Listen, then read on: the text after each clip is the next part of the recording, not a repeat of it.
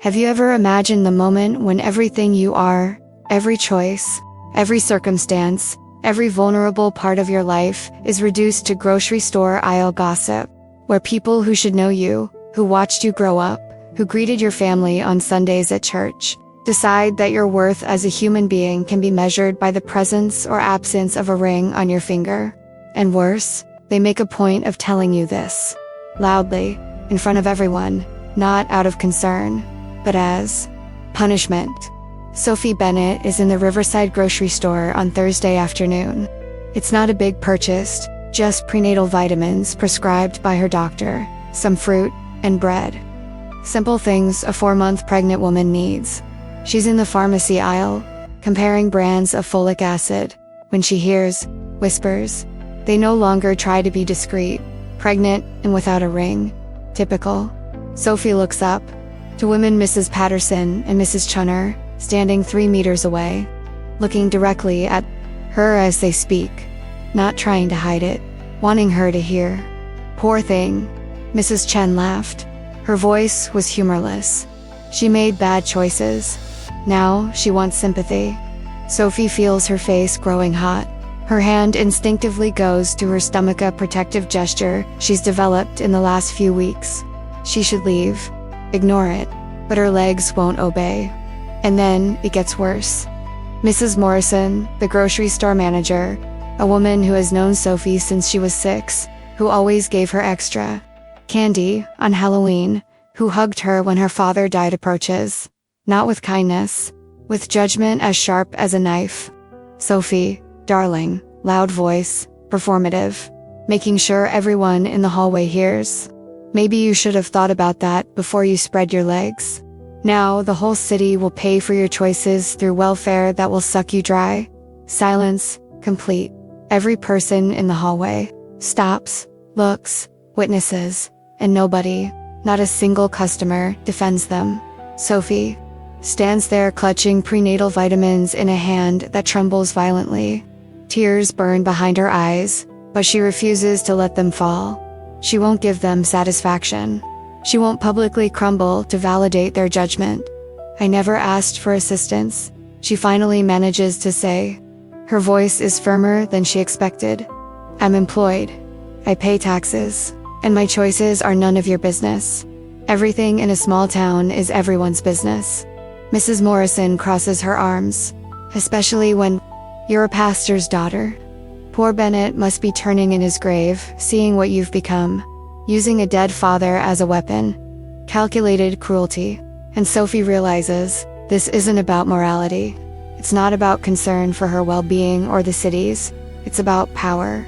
About a community that finds value in punishing those who don't fit the perfect mold of how life should be lived. Stay with me until the end, because what happens when the entire town decides you're amoral, failing Gand, when the only man willing to publicly defend you is the sheriff, who will pay the price for it, will make you question everything about justice, judgment, and the courage to do right when everyone else is wrong. Sophie puts the vitamins back on the shelf. She's not going to buy them here. She's not going to give money to an establishment that humiliates her. She turns to leave, running away. Mrs. Patterson calls, typical, makes a mess and runs away from the consequences. I'm not running away. Sophie stops, turns around. I'm choosing not to give money to people who confuse cruelty with morality. And she walks toward the exit with her head held high, even when her legs tremble. Even when tears finally escape as soon as the door closes behind her. She sits in the Charon, old Honda Civic she inherited from her father, and finally allows the sobs to come. Not from sadness, from anger, from exhaustion at trying to maintain dignity in a place that has decided she doesn't deserve it. You ever been through this? Have you ever felt the weight of collective judgment, where truth doesn't matter, only the narrative that the community has built about you? Because Sophie is about to discover that public humiliation is just the beginning. That small towns have systematic ways of punishing those who don't fit in.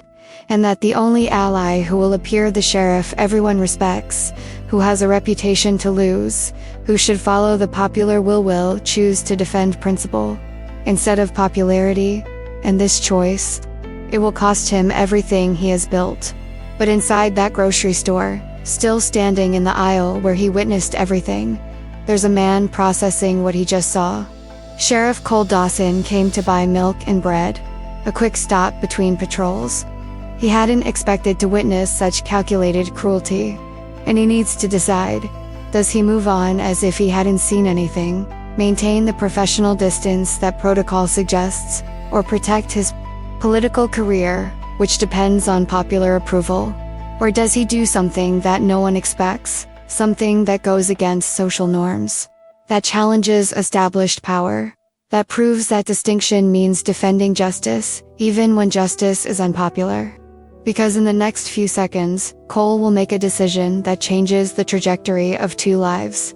And it reveals a truth about moral courage that few understand. Doing the right thing when everyone applauds you is easy. Doing the right thing when everyone condemns you, that's character. Because in the next few seconds, Cole will make a decision that changes the trajectory of 2 lives. And it reveals a truth about moral courage that few understand. Doing the right thing when everyone applauds you is easy. Doing the right thing when everyone condemns you, that's character. Cole stands in the adjacent aisle, a cart with milk and bread, a simple purchase that has become a testament to calculated cruelty. He heard everything. Every venomous word disguised as moral concern. Every loud whisper designed to hurt. And he saw Sophie. The way her body tensed. How her hand instinctively went to her belly in a protective gesture. How she struggled to maintain her composure while the world around her judged her for the crime of being pregnant without a ring. Cole knows Sophie. Not intimately, but like he knows most of the residents of Millbrook, daughter of the late Pastor Bennett, substitute teacher, a woman who has always been polite in the few interactions they've had.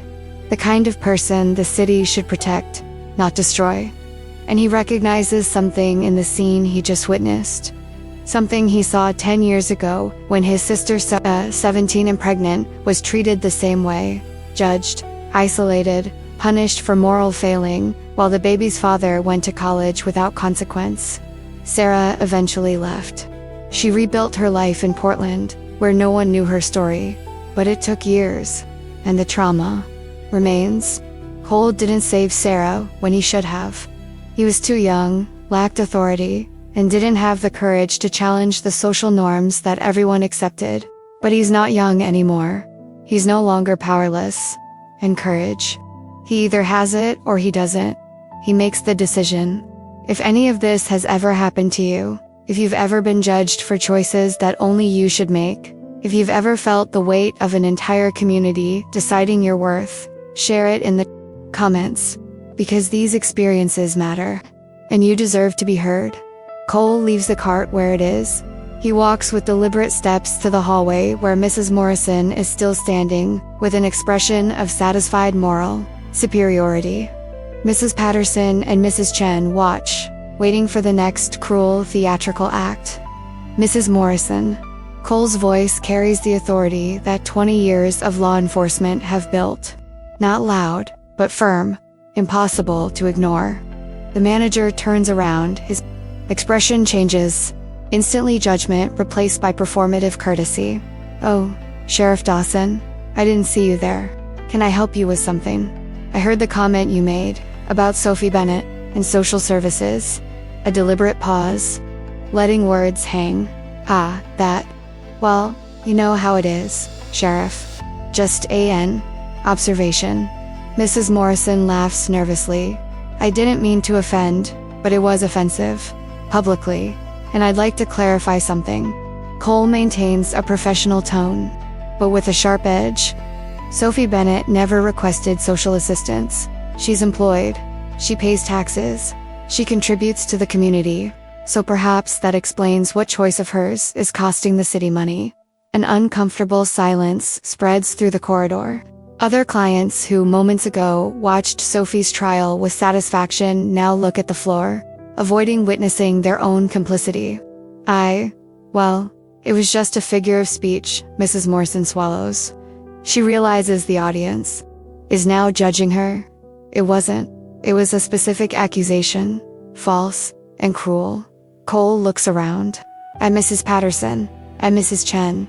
At every person who remained silent, while Sophie was humiliated. And Sophie deserves an apology.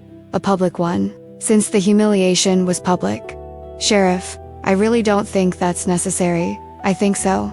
And I'm waiting. Mrs. Morrison murmurs something inaudible. Louder, please, so that everyone can hear. Just as everyone heard the accusation. I'm sorry. Louder now, reluctant but audible. I shouldn't have said that. Cole nods in agreement. Then he turns to the rest of the hallway. To the silent witnesses who allowed cruelty through inaction. And the rest of you. Always so quick to judge a woman for being pregnant. For not wearing a ring. For not fitting perfectly into the mold the city has built. His voice hardens. But what about the man who isn't here? The father who disappeared. Complete silence. Interesting how morality works. Selectively, if this part resonated with you, if you felt the weight of this hypocrisy, this way judgment always falls more heavily on women than on men. Leave a like. This engagement shows me that stories like this resonate, that they matter, that they need to be told. Cole returns to where Sophie was. He picks up prenatal vitamins she left on the shelf. He adds them to his own cart. Then he grabs items. He saw her looking at fruit, bread, some basic necessities. I'll pay for this, he says, to Mrs. Morrison at the register, and give it to Sophie Bennett. Since she wisely chose not to give money to an establishment that treats her with disrespect, he pays. And then, in front of every grocery store amidst all the gossip that will spread through town like wildfire, Sheriff Cole Dawson makes a choice that will define the coming months. He takes one of his business cards, he writes his personal number on the back, and says, loud enough for everyone to hear, if anyone treats Sophie Bennett disrespectfully again in any establishment, anywhere in this city, she has instructions to call me directly. And I will treat it for what it is: harassment, discrimination, creating a hostile environment. And yes, there are laws against it. Absolute silence. Because Cole didn't just defend Sophie. He chose a side. Publicly. In a city where neutrality is survival, and choosing sides is political suicide. He leaves the grocery store with a shopping bag. And as he walks to the police car, he feels the weight of the decision he made. He knows that by tomorrow, Councillor Harris will know. That the city council will question him. That in the next election they will use this against him. But looking at the bag, at the vitamins Sophie needs, at the basic food that every person deserves to buy without humiliation, he knows he did the right thing. And if doing the right thing costs popularity, then popularity built on the wrong foundation. If you want to see more stories like this, about women judged unfairly, about men who choose principle over popularity, about the real cost of standing up for what's right when wrong is easier, subscribe to the channel, because Sophie and Cole's journey is only just beginning. And you'll want to see what happens when a small town decides to punish the sheriff for daring to defy social norms. Cole drives to where Sophie parked. She's still there, sitting in the old Honda, head resting on the steering wheel, shoulders trembling with sobs. She's finally allowed herself to let out. He taps lightly on the window. 2 taps, gentle ones. Sophie looks up. Her face is stained with tears. Surprise and embarrassment at seeing the sheriff. He gestures for her to open the window. She obeys, quickly wiping her face. Sheriff Dawson, I'm sorry. I wasn't expecting that. No need to apologize, especially not to me. Cole holds up his bag. I bought this for you. Vitamins I was looking at. And a few other things. Figure you won't want to go back to that grocery store anytime soon. Sophie looks at the bag, at Cole, trying to process kindness on a day marked by cruelty. You didn't need to, I needed to, because nobody deserves the treatment she received. And Sophie, he pauses. If anyone treats you like that again, you call me. Directly. He hands her a card with his personal number on the back. It doesn't matter who, it doesn't matter where. You deserve basic dignity. And I'll make sure you get it. Tears return. But different now.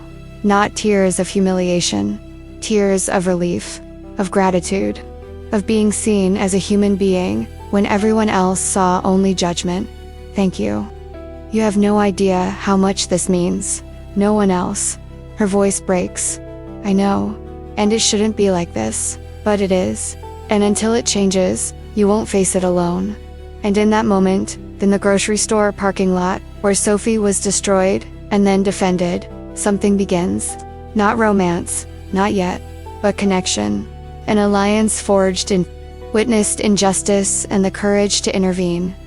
But what neither of them knows yet is that Cole's public defense will cost him much more than popularity. It will cost him reputation, possibly his career, and it will force them both to decide, what is principle worth when the price is everything you've built? Because small towns don't forgive those who challenge the status quo. And Cole has just declared war on the social norms that Millbrook has maintained for generations.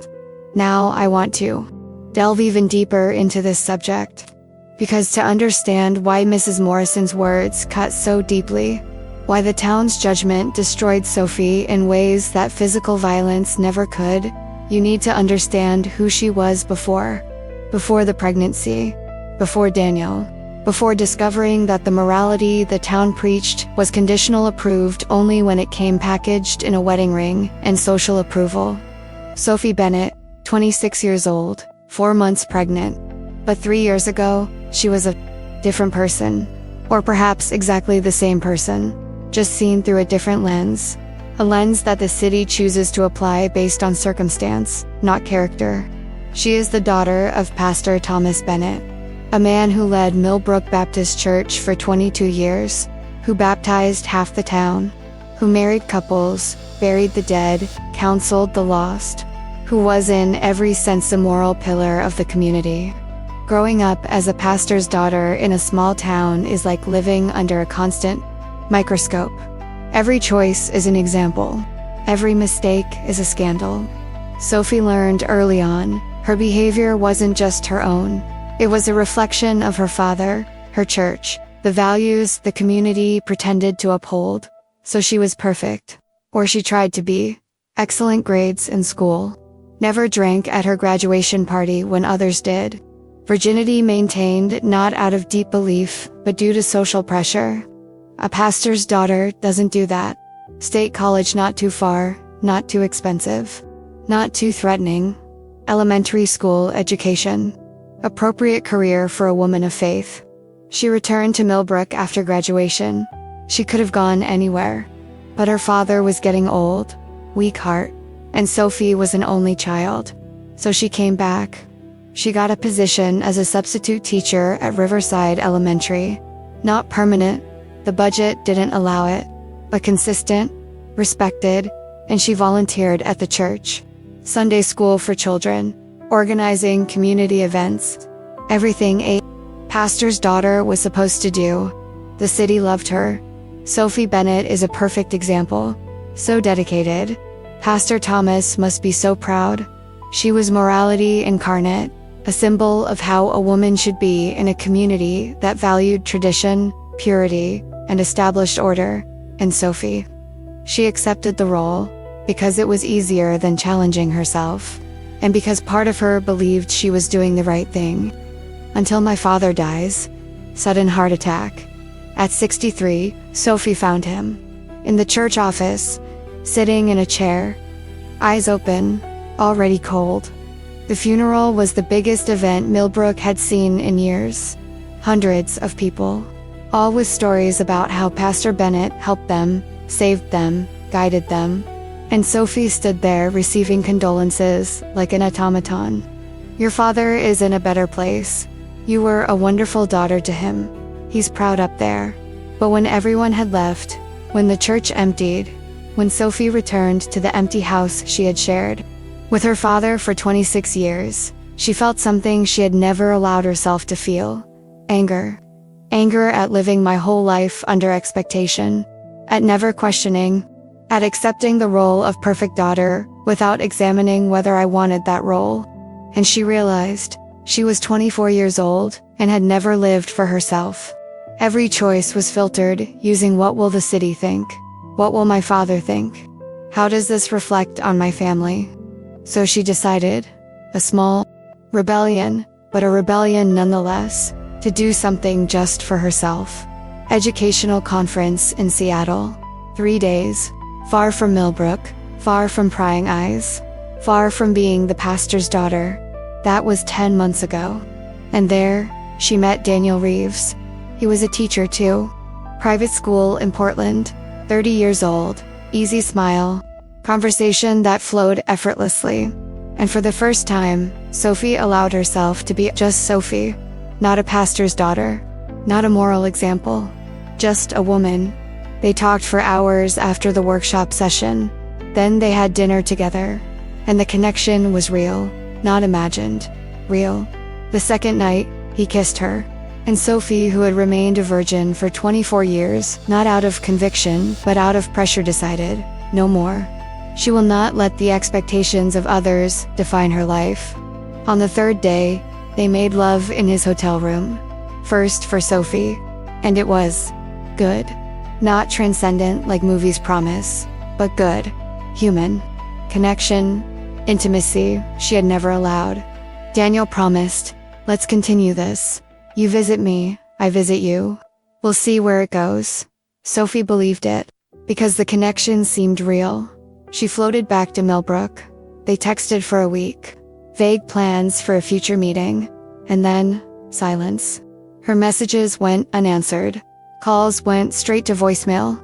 And when she finally used a friend's phone to call, thinking maybe her own phone was blocked by mistake, he answered, Daniel, it's Sophie.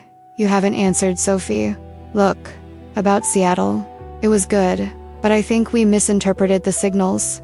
I'm not looking for a serious relationship. Sorry if I gave the opposite impression. But you said, I know what I said, but it's complicated. And honestly, I think it's best if we each go our separate ways. Daniel, wait, he hung up. And when he tried to call again, the number was blocked. As if those 3 days never existed. As if connection was imagined. As if it were an inconvenience that could be dismissed with a click. Sophie felt humiliated. Not because of sex, because of believing. Because she thought she was special when she was probably just convenient. But he moved on. Because what else could he do? Sue begged no. Dignity was all that remained. And then, 6 weeks later, my period was late. Pregnancy test. 2 lines. Initial panic gave way to acceptance. And then, strangely, to something resembling peace. She was pregnant. Alone. But she was going to make it work. Because a baby wasn't a mistake. It was life. And Sophie wasn't going to punish life for the choices of adults. She decided to raise the child alone, without Daniel. He made it clear he didn't want any involvement. And she wasn't going to force fatherhood on a man who ran away. She informed the school, I'm pregnant. I'll need leave when the baby is born. But until then, I'll continue working normally. The principal, Ms. Patterson, gave a tense smile. Congratulations. And, is the father involved? No. I'm creating it alone. Oh, well, that's brave. Code 4. Trial begins now. Sophie kept her head held high. She continued working. She continued living, without shame, because she did nothing wrong. Single adults have sex. Sometimes it results in pregnancy. That's biology, not a moral failing. But the city didn't see it that way. Whispers began when my belly started showing at 3 months. Small still, but visible. Sophie Bennett is pregnant. Who is the father? She doesn't say. How strange. He probably doesn't even know. He knows what these women are like. These women, as if Sophie had transformed into a different category of human being. As if pregnancy without a ring was a mark of fundamental immorality. The church, where she had volunteered for years, began treating her differently. Not explicitly rude, just distant. Invitations to events stopped. Her teaching position in Sunday school was temporarily suspended. Reverend Michael, the new pastor, after his father died, called her in for a pastoral conversation. Sophie, the congregation is concerned about the example you set. A pregnant single woman in a leadership position with young people. I'm not in a leadership position. I was just teaching children about Bible stories. Still, parents are uncomfortable. They think you should make a statement, acknowledge the mistake, show remorse, regret about being pregnant, about choosing to raise a baby. For having a child. Out of wedlock. 4. He hesitated. Well, we all know how babies are conceived. Moral judgment wrapped in pastoral concern. Sophie stopped going, not because she felt ashamed, but because she was tired of the stares, of the whispers, of being treated like a problem to be managed. Friendships crumbled. Jessica, her best friend since high school, was brutally honest. Soph, Mark, and I have been trying to get pregnant for 3 years. We've spent thousands on IVF, and seeing you pregnant so easily, without even being married, it's hard for me. I need space. As if Sophie's pregnancy was a personal offense against Jessica's struggle, and Sophie realized she had done everything right for 24 years. She followed the rules. She lived under expectation. She was the perfect example. And the moment she made a choice for herself, the moment she was human, fallible, real, the city that loved her turned against her. Because their morality was never about character. It was about conformity. And Sophie unintentionally broke the most fundamental rule. Don't get pregnant without a ring. So she endured, head held high, with a dignity the city didn't deserve. She worked. She prepared for the baby. She ignored whispers until that day at the grocery store. Until Mrs. Morrison said aloud what everyone had been whispering. Until public humiliation broke down her last defense. And then Sheriff appeared and defended her.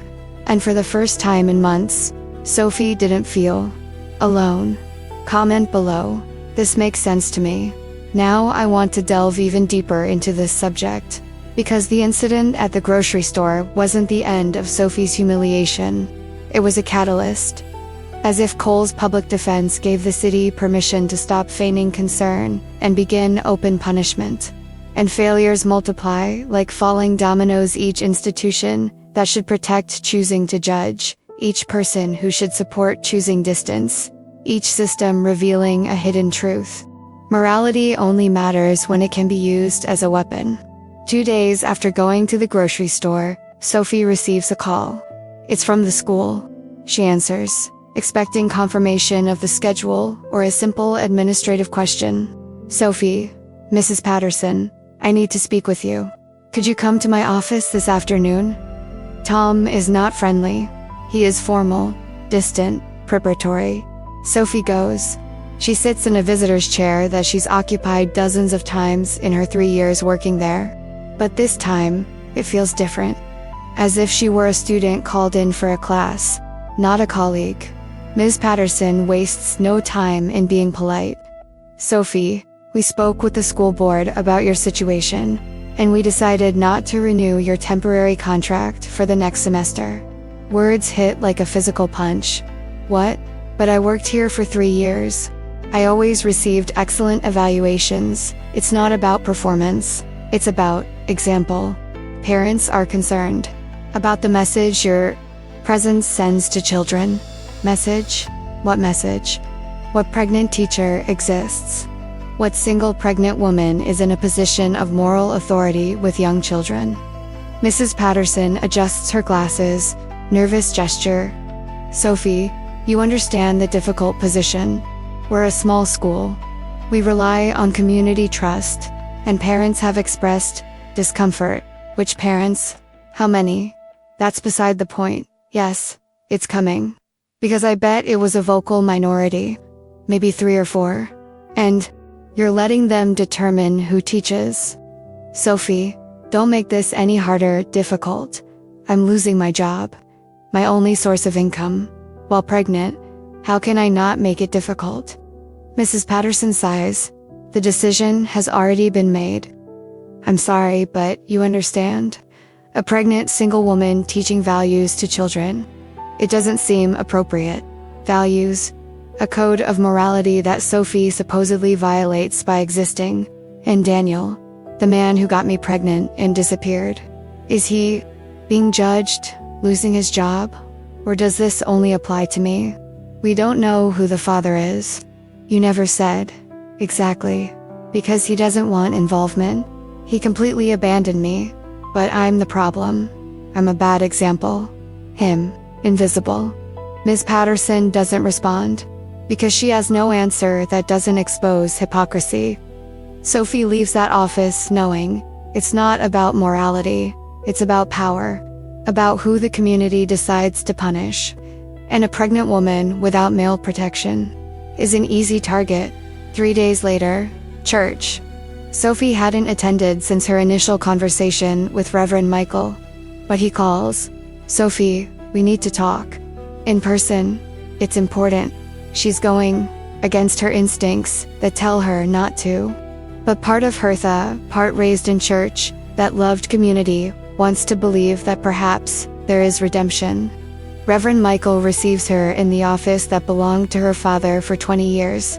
Same desk, same bookshelf, but a completely different energy. Sophie, thank you for coming. I know you've been distant, and I understand. The situation is delicate. Situation. You mean my pregnancy? Yes. And the congregation is divided. Some members believe you should make a public statement during the service, acknowledging the mistake, asking for forgiveness, showing appropriate repentance. Sophie feels a cold anger rising. Regret for what? For being pregnant? For choosing to raise my child?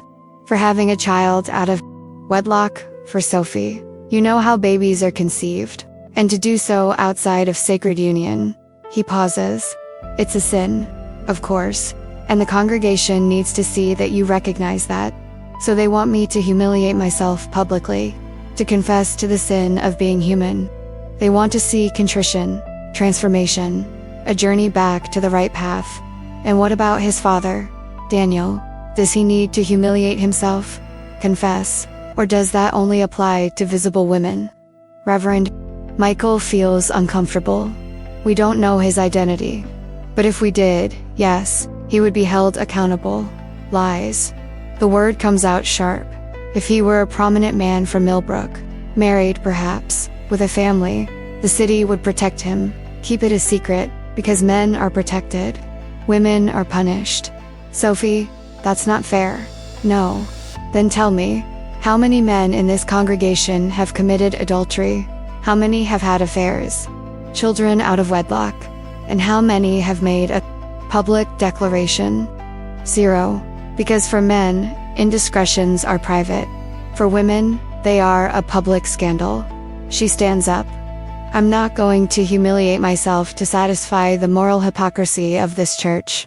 And if that means I'm not welcome, then that's your problem, not mine.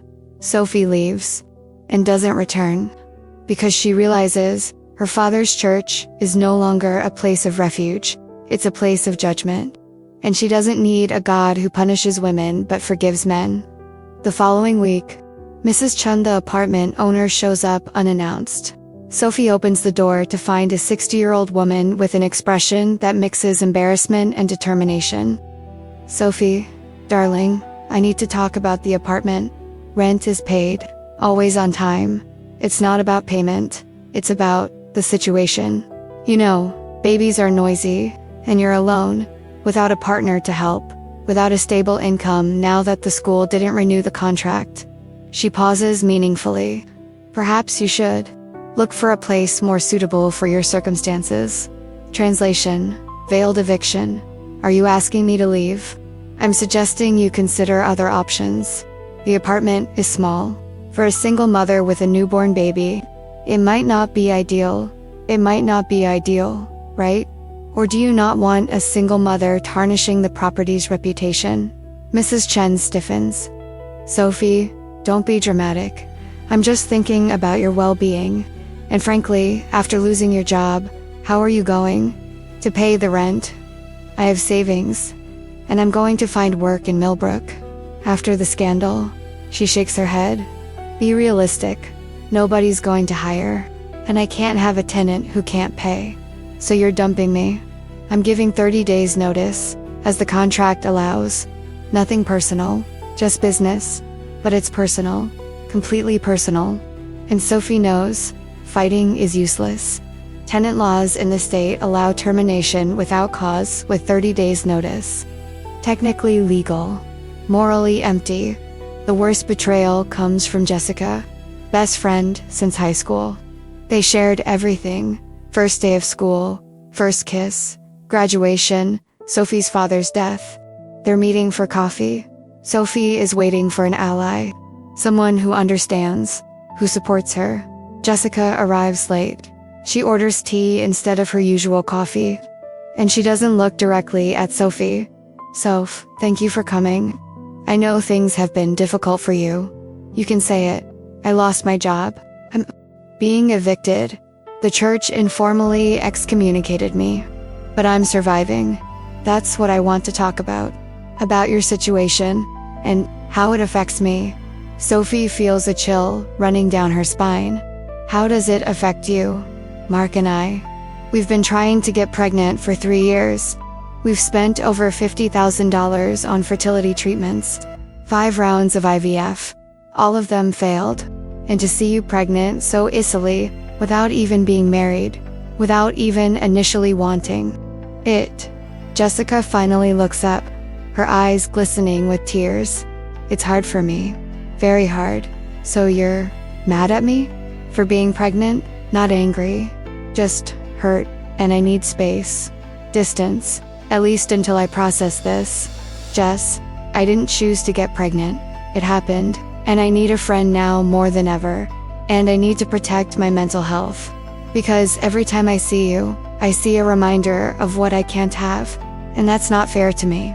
So, a 14-year friendship ends, not because Sophie did anything wrong, but because her existence is inconvenient, painful, complicated. And Sophie notices a pattern. Everyone's school, church, landlord, friend, finds a reason to distance themselves from her. Different justifications, but the same result, isolation. But you know what nobody mentions? Daniel, the baby's father. A man who shares full biological responsibility. No one asks his name. No one demands that he show up. No one judges his absence. Because in morality, a man who abandons a pregnant woman is what? Invisible, forgiven, understood as not ready. Meanwhile, Sophie, who stayed, who chose to raise the baby, who faces the consequences, is a moral outcast. The hypocrisy is so obvious, it hurts. But pointing it out only makes Sophie seem bitter, defensive, not taking responsibility. As if responsibility for the pregnancy rests solely with her. As if Daniel didn't make choices that led to the baby. As if his disappearance is neutral, while her visibility is scandalous. The entire system is built to punish women, protect men, and maintain the illusion that morality is about right and wrong, when in reality it's about power and control. Sophie faces all of this alone. Until the day at the grocery store. Until the sheriff shows up. Until someone finally sees the injustice and chooses to defend her. Now I want to delve even deeper into this subject. Because the moment when Cole Dawson decides to intervene, when he stops being a neutral observer and becomes a public defender, doesn't happen out of heroic impulse or a desire to save a damsel in distress. It happens because he recognizes something, a pattern he's seen before. An injustice he failed to stop when he had the chance. And this time, with an authority he didn't have before, he chooses differently, even knowing the cost. Even understanding that small towns don't forgive those who defy established social norms. Cole is at the Riverside grocery store that Thursday. By chance. Not following Sophie. Not planning a dramatic intervention. Just a quick stop between patrols. He ran out of milk at home. Bread for tomorrow's sandwich. Mundane shopping that anyone would do. He's in the dairy aisle when he hears it.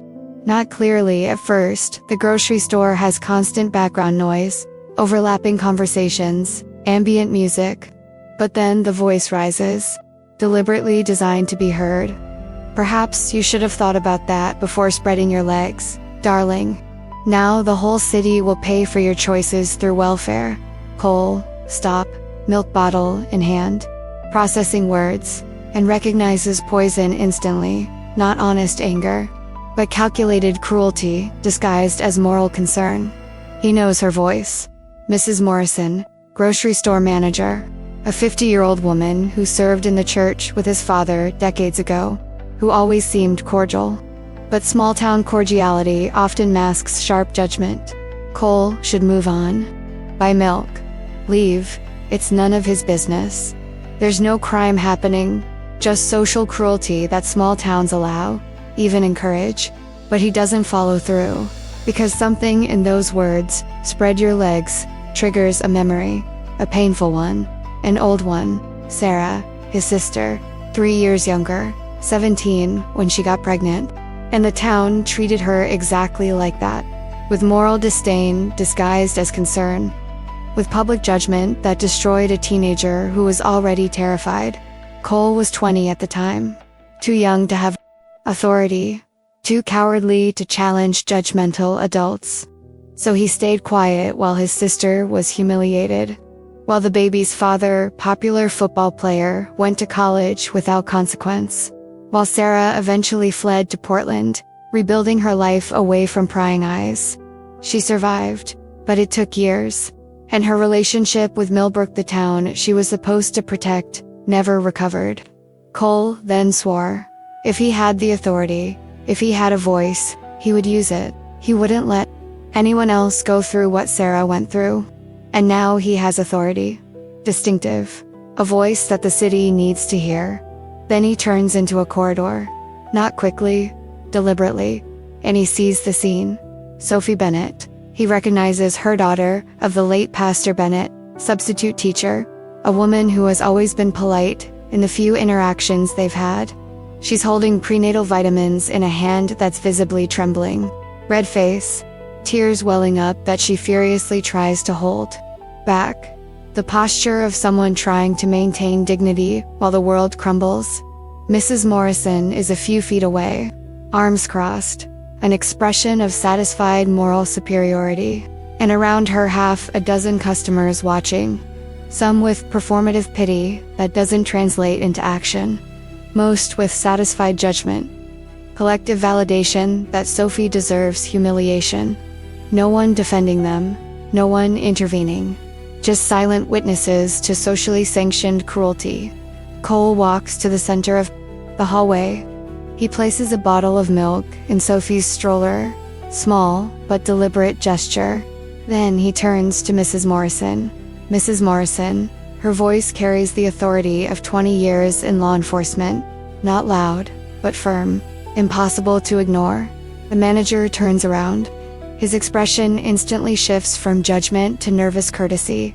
Oh, Sheriff Dawson. I didn't see you there. Can I help you with something? I heard a comment you made about social assistance.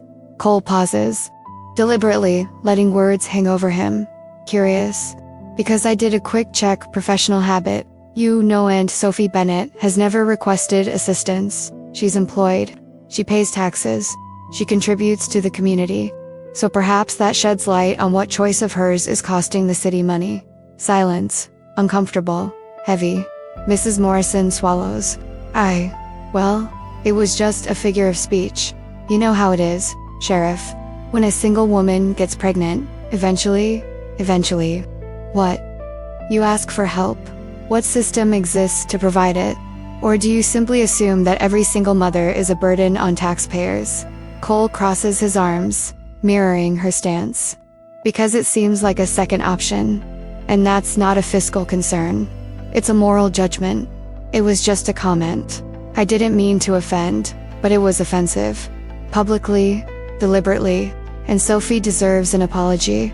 Also public, since the humiliation was public. Sheriff, you really don't need to. Sophie begins, her voice small, embarrassed by the attention. Cole looks at her. He maintains a gentle but firm tone. You deserve it, and you shouldn't have to ask. Nobody deserves to be treated like this. He returns to Mrs. Morrison. He waits. The silence stretches until it becomes unbearable. "Sorry," the manager finally murmurs. Reluctantly, minimal, but audible. Louder, so that everyone who heard the insult can hear the apology. "I'm sorry, Sophie. I shouldn't have said that." Louder now. Embarrassed, but clear. Cole nods in agreement.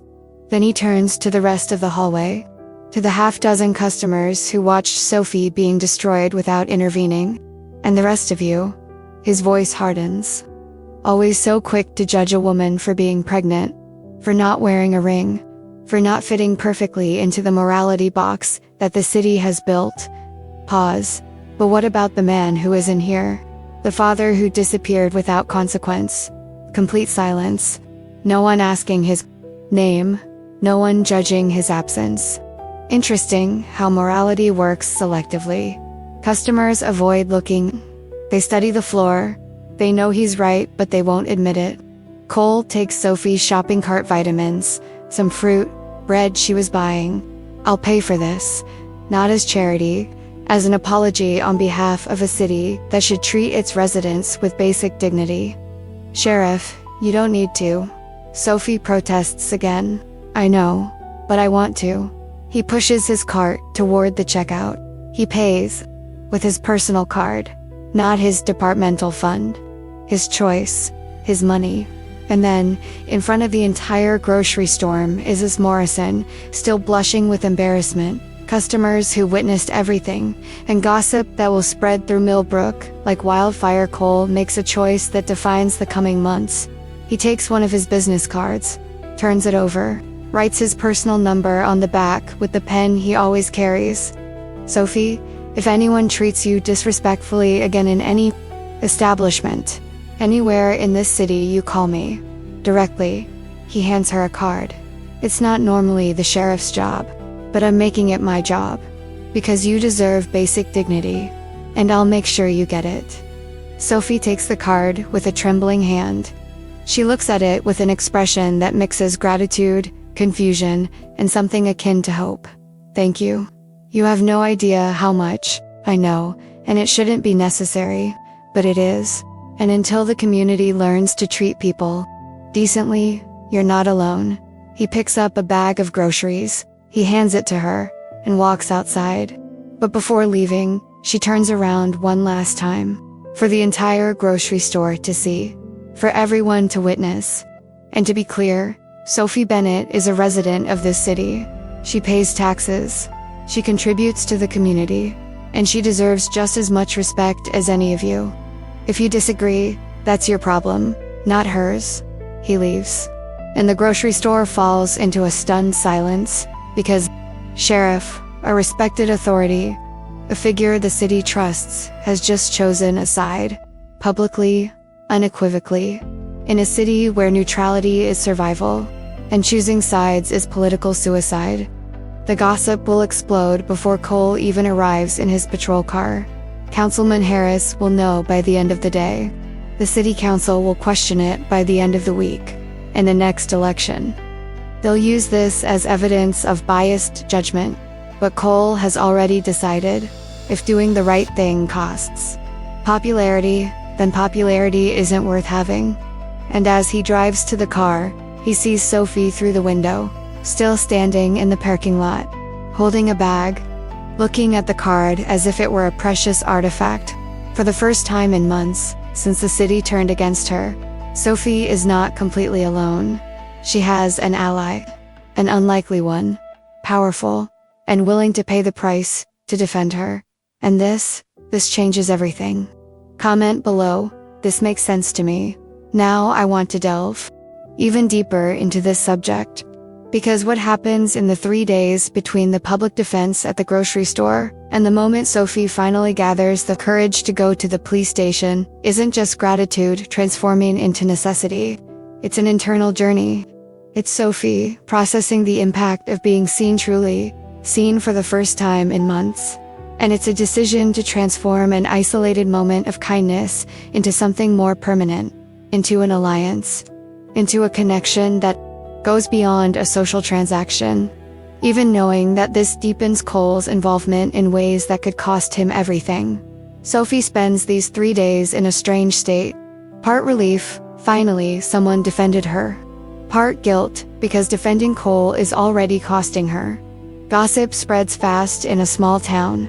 And Millbrook is exploding. She hears fragments at the different grocery store where she now shops 30 minutes away, but worth it to avoid humiliation. Sheriff Dawson is involved with that, Bennett? No, I heard he only feels sorry, but still. Terrible judgment. Councilman Harris said he will question it. Using public funds to defend immoral behavior. Each fragment makes Sophie's guilt grow. Cole risked his reputation. And for what? To defend a woman he barely knows. But then Sophie thinks of a card. A personal number handwritten on the back. If anyone treats you disrespectfully again, call me. No vague offer. A specific promise. And Sophie realizes, Cole didn't do it on impulse. He did it on principle. And principles don't change based on social consequences. So, on Monday afternoon, 3 days after the incident, Sophie makes a decision. She goes to thank him in person, and more. She goes to ask about her rights. Because if Cole offered help, maybe it really can make a difference. She drives to a small police station downtown. A 2-story brick building. The parking lot is empty except for 2 police cars and a civilian sedan. Sophie enters. The reception desk has a high counter. A 50-year-old woman, Deputy Carla Jenkins, looks up at a computer. Can I help? I came to see Sheriff Dawson, if he's available. I'm Sophie Bennett. Recognition comes from Carla's face. Not judgment. Curiosity. Just a moment. She picks up the phone. Sheriff. Sophie Bennett is here asking to see you. Pause. Understood. Carla hangs up.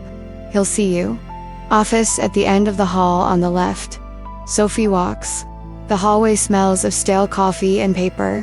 The walls are decorated with photos of former SHRUSA, history of the department that dates back to 1890. She knocks on the door at the end. Sophie opens the door. The office is small, metal desk, stacked files, old computer, and Cole behind the desk. Impeccable uniform, neutral but not hostile expression. Sophie, sit down. He gestures toward a visitor's chair. She sits down, hands clasped in her lap. Nervous in a way she hadn't expected. Thank you for having me. I know you must be busy. I always have time. What do you need? I came to thank you for what you did at the grocery store. You didn't need to do that, especially not publicly. And now, she hesitates. Now you're paying the price. Cole leans back in his chair. Did I hear gossip? Fragments. Enough to know that the city is reacting. And Councilman Harris always finds something to complain about. Last year, it was about buying new cars. The year before, about deputies' overtime. This time, it's me defending a citizen. Next year, it will be something else. Cole maintains a casual tone. Small town politics. I'm not worried. He should. He has influence. And I have a badge that voters gave me. Harris can complain. But he can't remove me without cause. And defending residents against discrimination isn't a cause. Pause.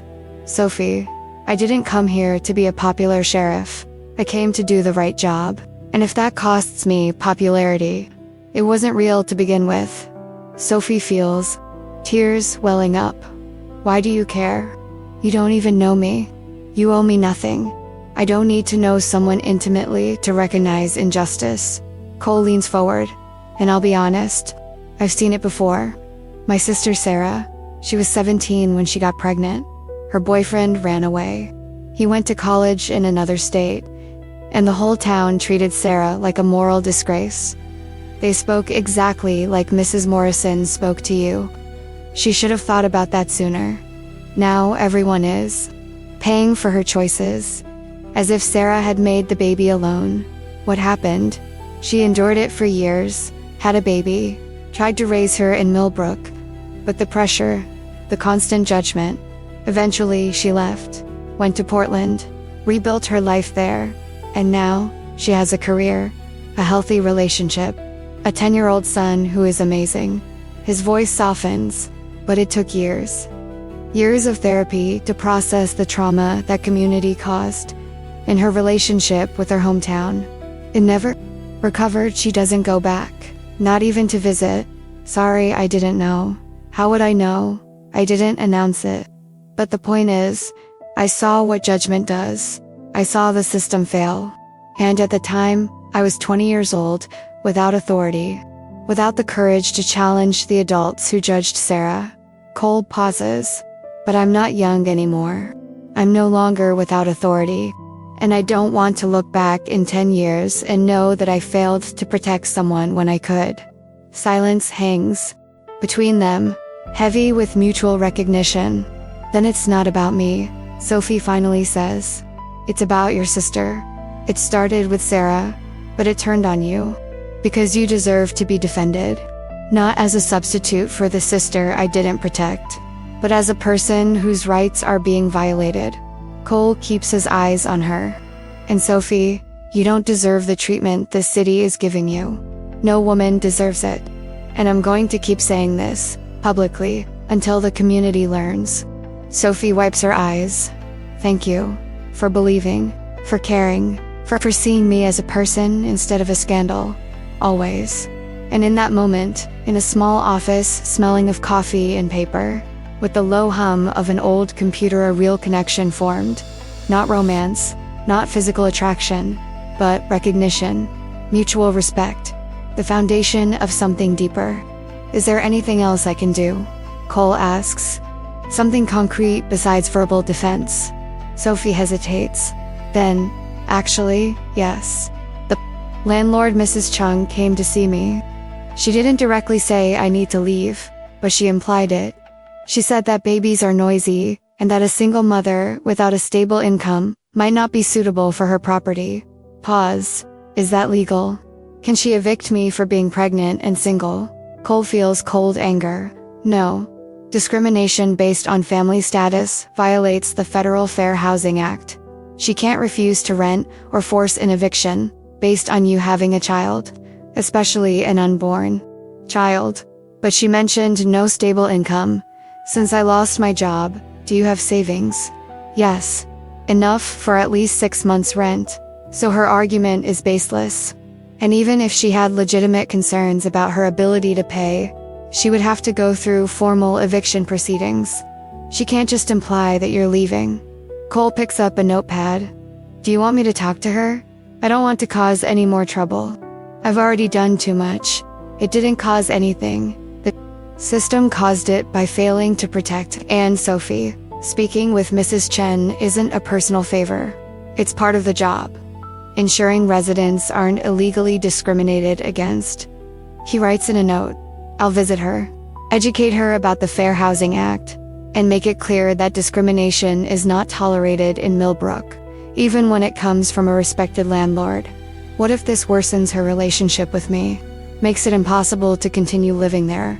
If she retaliates for you, exercising your legal rights, that's retaliation. Also illegal. And I can connect you with a civil rights attorney if necessary. Cole pauses. Sophie, I understand your hesitation. You don't want waves, but sometimes waves are necessary for change. And you shouldn't have to accept discrimination for fear of making things worse. Sophie processes, then nods. Okay, talk to her, but gently, if possible. I'm always gentle when I'm educating about the law firm, but gentle. And so it begins. Not just an isolated public defense, but a consistent alliance. Cole becoming not a cover-up savior, but a practical ally who uses his authority and knowledge to level the playing field that is tilted against Sophie. She gets up to leave. Thank you again for everything, Sophie, Cole says before she reaches the door. One thing, the city will talk about me helping you. They'll bring up things, that there's something inappropriate, that I have personal motivations beyond professional. One's pause. If that bothers you, if you want me to keep my distance to protect your reputation, no. Immediate response. My reputation is already ruined. I can't make it worse. But yours. She looks at him. Yours matters. And I don't want to be the reason you lose your career. It won't be. Because I make choices consciously. And if voters decide that defending a citizen against discrimination is disqualifying, then they don't deserve a sheriff. Who cares? Sophie smiles. First real visit. In weeks. Thank you for being who you are. This city doesn't deserve you. Maybe not. But you deserve to be defended. And you will be. For as long as you need it. Promise. Clear. Unequivocal. And when Sophie leaves, she feels something she hasn't felt in months. Hope. Not that everything will magically resolve itself, but that she's not alone. And sometimes, not being alone is all a person needs to keep fighting. Now I want to delve even deeper into this subject. Because what happens after Cole's public defense isn't collective gratitude or a moral reconsideration from the community. It's the opposite. It's the revelation of a hidden truth about how power works in a small town. When authority challenges established social norms, the system doesn't correct itself. The system attacks. And attacks come from multiple directions, simultaneously economic, social, political, until both defender and defended are punished so severely that no one else dares to challenge the status quo. For days after the incident at the grocery store, Sophie receives a letter. Formal envelope, typed address, no emotion, just cold facts on legal paper. She opens it in the small apartment kitchen she called home for 2 years. She reads, Notice of termination of lease agreement, dear Ms. Bennett. This formal notice informs you that the lease agreement between you, tenant, and Chen Properties LLC landlord will be terminated 30 days from this date. As per Section 7B of the contract, the lessor reserves the right to terminate the contract without specific cause with 30 days. Written notice. Please vacate the property by November 15th. Deposit will be returned after inspection, less deductions for damages. Yours sincerely, Margaret Chen Properties LLC. Sophie reads it 3 times. Processing, her hands begin to tremble. Because timing is no accident. A week after Cole publicly defended her. A week after Mrs. Chen implied that Sophie should look for a more suitable place. Technically legal. Section 7B exists. Owners in that state have the right to terminate leases month by month without cause. But cruelly calculated. Clear message. Challenge social expectations. Pay the price. Sophie picks up the phone. She dials a number that's becoming familiar. Cole answers on the second ring. Sophie, is everything all right? I received a letter. Eviction. 30 days. Her voice breaks. Ms. Chen is using the termination without cause clause. Fine. You said so before. So, there's nothing. Yes. Because timing reveals motivation. Wait a minute. I'll be right there with you. 10 minutes. Cole arrives at 8. In uniform, somber expression. Sophie hands over the letter. He reads, jaw clenches, discrimination. In disguise, obviously. But cool, right? Section 7B. It allows termination without cause. But when the obvious cause is family status pregnancy, and the timing is immediately after you exercise your rights, that's retaliation. It violates the Federal Fair Housing Act, which overrides state law. Cole folds the letter. I'll speak with Mrs. Chen. Today, Cole drives to the small Chen Properties office. The building is shared with an accountant and an insurance agent. The receptionist directs him to a room in the back. Mrs. Chen is behind the desk. He expresses performative surprise upon seeing him. Sheriff Dawson. I wasn't expecting that. Ms. Bennett has received an eviction notice. I want to discuss it. There's nothing to discuss. The contract allows it. Termination without cause. Yes, I read it. But the timing is convenient. 1 week after Sophie appeared visibly pregnant. 1 week after I publicly defended her. Cole lays his cards on the table. This is called disguised discrimination, and it violates the Fair Housing Act. Mrs. Chen crosses her arms. Sheriff, with all due respect, this is not a police matter. It's a private civil transaction between landlord and tenant. I have the legal right to terminate the contract. Yes. As long as the motivation isn't discriminatory. And the motivation here is obvious. Prove it. She leans back, confident. I didn't mention pregnancy. I didn't mention marital status. I used a legal clause in the contract. So unless you have evidence of discriminatory motivation, I have her testimony. About her visit. About comments she made. Babies are noisy. Single mother without a stable income. Most suitable place. Everything documented. Casual conversation. No. Legal notice. A conversation that establishes motivation. And the jury can decide whether they believe it's a coincidence of timing or a pattern of discrimination. Mrs. Chen hardens. Sheriff, are you threatening a lawsuit for defending this woman? Defending a citizen whose rights are being violated? And yes, if necessary, I will connect Sophie with a civil rights lawyer, pro bono, who will sue, and legal discovery. It will reveal if Sophie is the only pregnant single tenant coincidentally evicted, an undisguised threat, and Mrs. Chen notices it. That's excessive. And frankly, your defense of Ms. Bennett is making people question your judgment. People, or Councilman Harris, specifically. She doesn't answer. She doesn't need to. Because if Harris is using you as a proxy to pressure me, he's making the situation worse. For you and for him. Cole stands up. Sophie stays in the apartment. No eviction. Or she faces a federal lawsuit that will cost more than the entire property is worth. The choice is yours. He leaves before she can answer. But consequences for Cole come quickly. 2 days later, he receives official notification. Millbrook City Council schedules sheriff performance review for Friday. Unprecedented.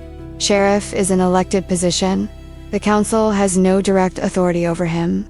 But Councilor Harris found an obscure clause. The council may evaluate the proper conduct of elected officials when public concern arises. The meeting is in a council chamber, open to the public. Harris assured that the room is full. His supporters, residents judging Sophie, people curious about the drama. Cole sits alone in the front. 5 board members in front of him. Harris in the center. A barely disguised, satisfied smile. Sheriff Dawson, thank you for attending. This review concerns the use of departmental resources and proper conduct. Harris opens the file. Specifically, your actions related to Sophie Bennett. My actions to defend a citizen against discrimination. Your actions of becoming excessively involved in civil matters, using departmental time, positional authority, to defend a specific woman, you know, an insinuation hanging in the air. I investigated a potential violation of the Fair Housing Act. Within the scope of duty, HUD, the Federal Department of Housing and Urban Development, handles fair housing, not local sheriff's departments. And what if the victim doesn't know this? Do I not inform them about their rights? Do I let the discrimination continue? When is the victim a woman you publicly defended at the grocery store? When you paid for her groceries? When you visited her landlord in person? When you spent time educating her about rights? Harris leans forward. Sheriff, this doesn't sound professional. It sounds personal. Murmurs in the audience. Publicly validated gossip. Sophie Bennett is a citizen. She pays taxes. She deserves the same protection as any other resident. But he receives special attention, his, and that raises questions about his judgment, about his priorities, about whether he's fit for the job, suitable, because I defend residents against illegal discrimination, fit because he appears incapable of maintaining appropriate professional distance. Harris closes the file. Sheriff, this board cannot remove you. You are elected, but we can document concerns. And voters will decide in the next election whether your behavior is acceptable. Clear. Message, back down or face electoral consequences. Cole doesn't back down. Document whatever you want. I did the right job. And if voters disagree, then they elect someone who ignores discrimination. But I won't be that person. Gossip explodes. Local newspaper headline, Sheriff under scrutiny for involvement with resident. The article doesn't mention Sophie by name, but everyone knows. Local sheriff facing questions about inappropriate involvement with female resident under his protection. Sexual innuendo. Implications of scandal. Nothing direct enough to sue for defamation, but enough to damage reputation. And the narrative changes. It's no longer sheriff defends citizen. Now it's sheriff romantically involved with a troubled woman. The baby is probably his. That's why he's so protective. Scandal. Sheriff and single mother. Poor wife of his. Oh wait, he's divorced. Convenient. It doesn't matter that Cole and Sophie had maybe 5 conversations. Narrative is more powerful than facts. And Sophie? She gets a temporary extension on the apartment. Mrs. Chen backs down after Cole's threat, but only 30 additional days. To give her time to find a suitable place. Sophie is looking. She lists dozens of available apartments. She calls, "Hi, I saw an ad for a 1-bedroom apartment. Is it still available?" "Yes. When would you like to see it?" "Today, if possible." "I'm Sophie Bennett." "Oh, Bennett. Actually, we just rented it. Sorry." The pattern repeats itself. 5, 10, 15 calls. Always the same answer when mentioning a name. Informal blacklist. Effective. The work is similar. The interview for an administrative position at a neighboring school is going well. Until next time. When is the baby due? End of November. 3 months. The interviewer Ms. Lopez makes a note. So she would be on maternity leave, almost immediately after starting. Yes, but I planned. It's not ideal. We're looking for someone who can commit long-term without immediate interruption. Polite smile. Thank you for coming.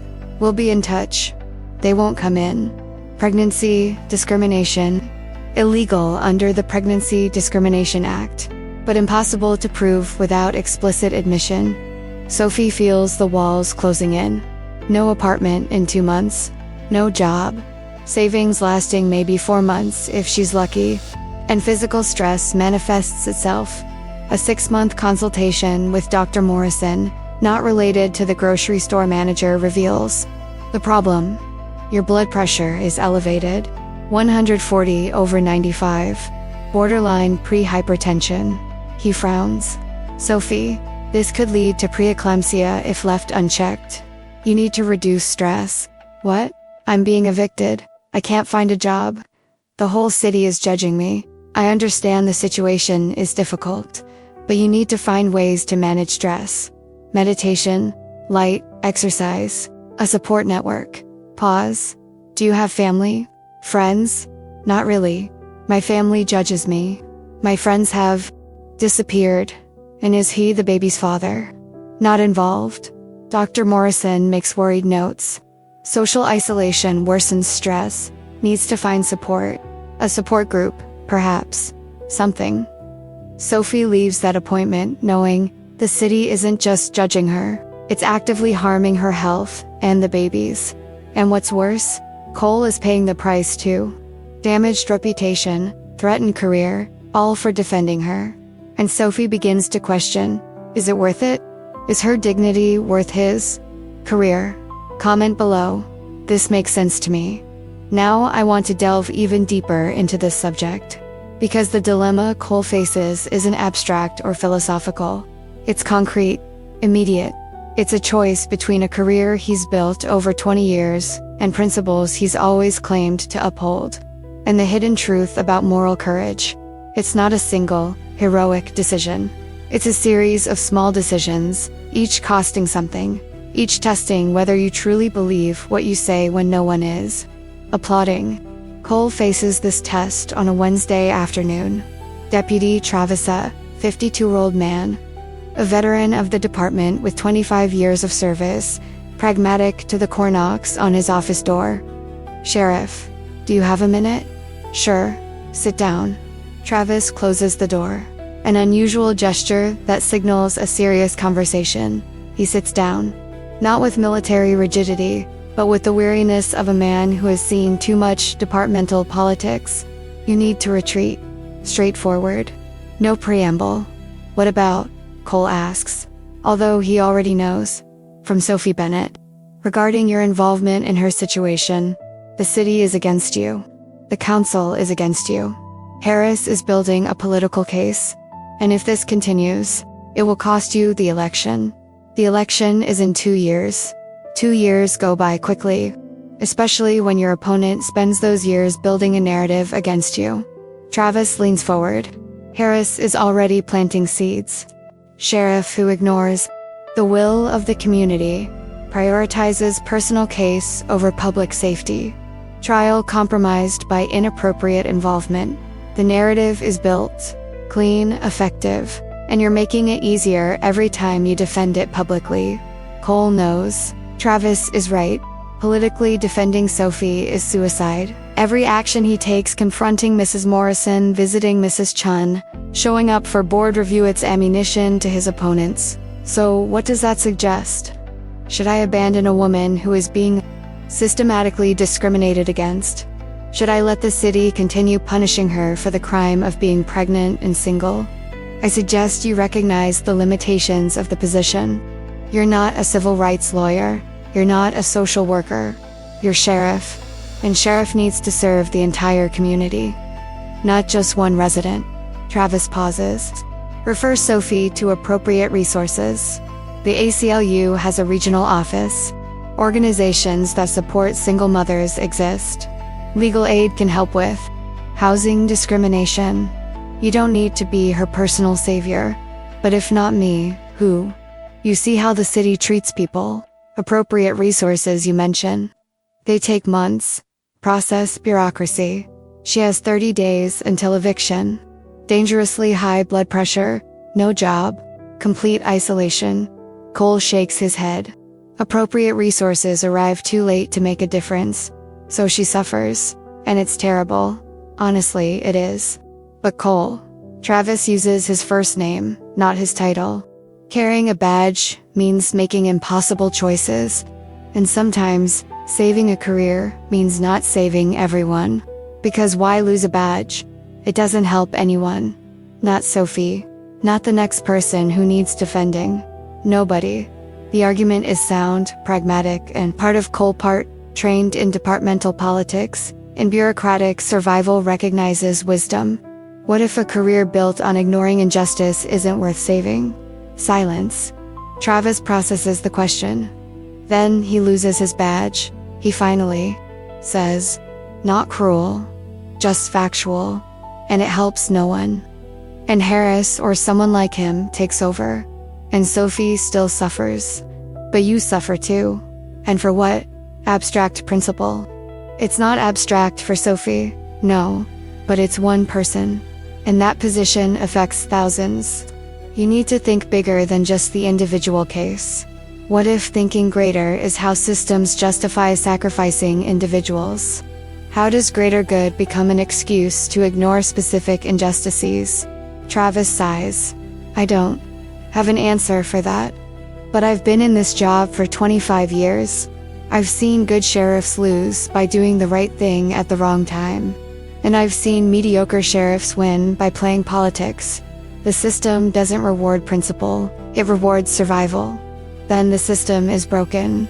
Yes, but you can't fix it alone.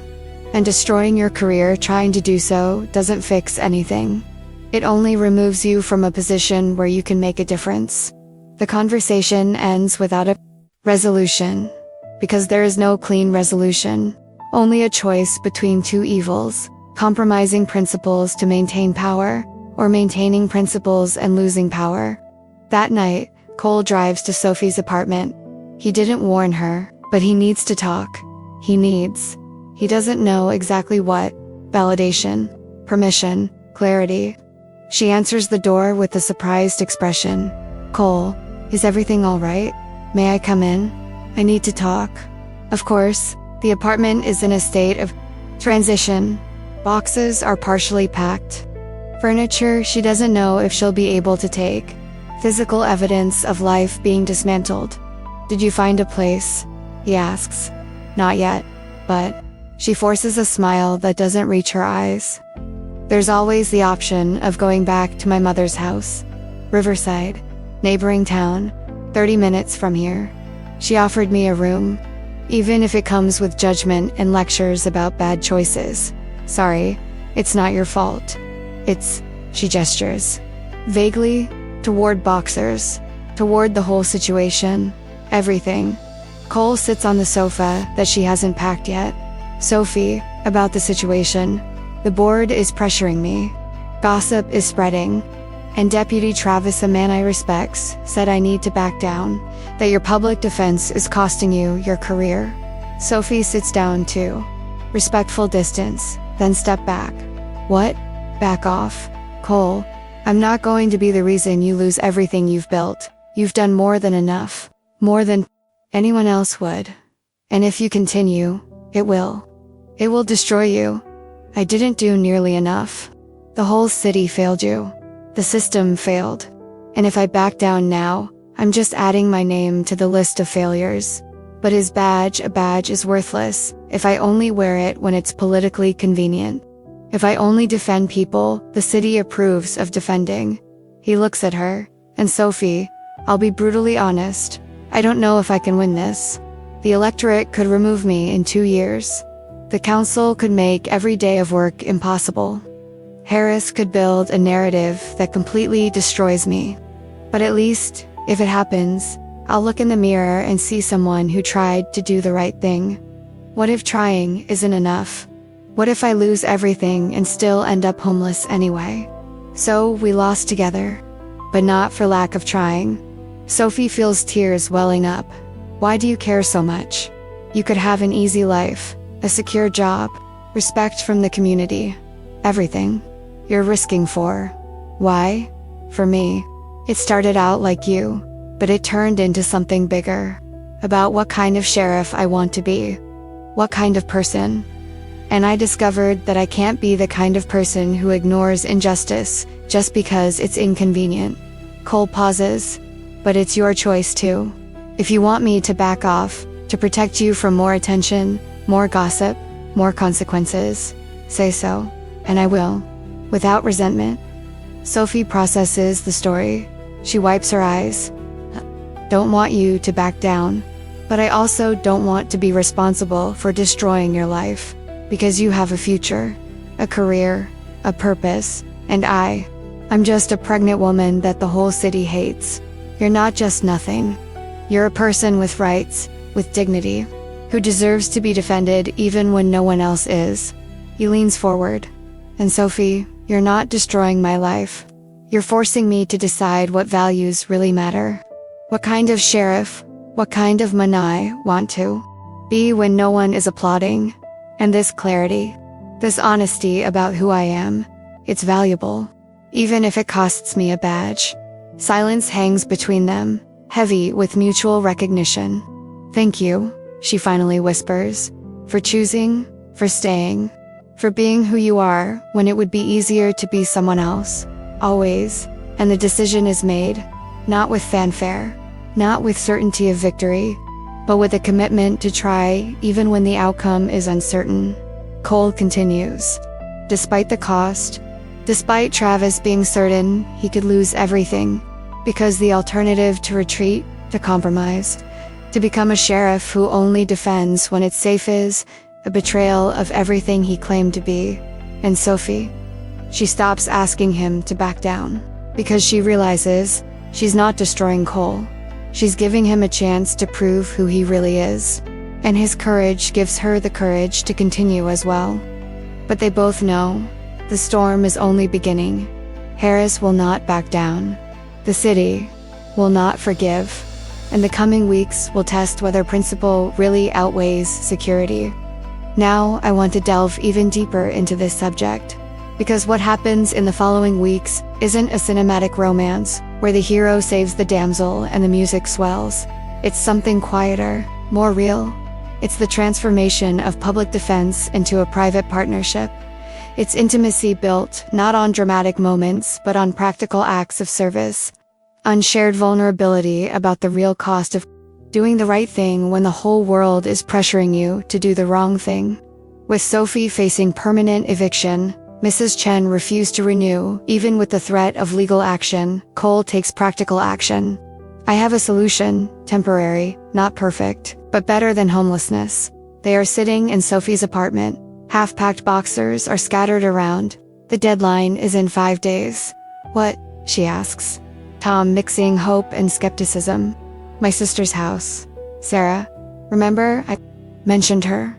She lives in Portland now. She got married 3 years ago.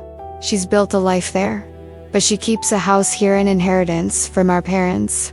It's empty most of the year. She just keeps it for sentimental reasons, I guess. Memories. And would she let me stay? I already asked. They said yes immediately. No rent. It only covers utilities, water, electricity, gas, and keeps the place clean. Sophie hesitates. Because generosity like that has weight, it creates debt. This is Cole. This is too much. I can't accept charity. It's not charity, it's pragmatism. His voice was firm but gentle. An empty house needs to be maintained, occupied, or it deteriorates. Pipes freeze in the winter. The roof develops problems without anyone noticing, and you need a place to live. So it's mutually beneficial. You have a roof over your head. Sarah has a well-cared-for home, but the city will talk. They'll say I'm living on their property, Sarah's property, technically, but yes, they're going to talk. Cole pauses. The city's already talking. They say we're involved, that the baby is mine, that there's a scandal. None of that is true. But narratives don't need facts. So at least this way, you have a roof over your head while the gossip goes on. Sophie is suing. Her options are limited to returning to her mother, who constantly judges her, shelter if she can find a place, or a car until her money runs out completely.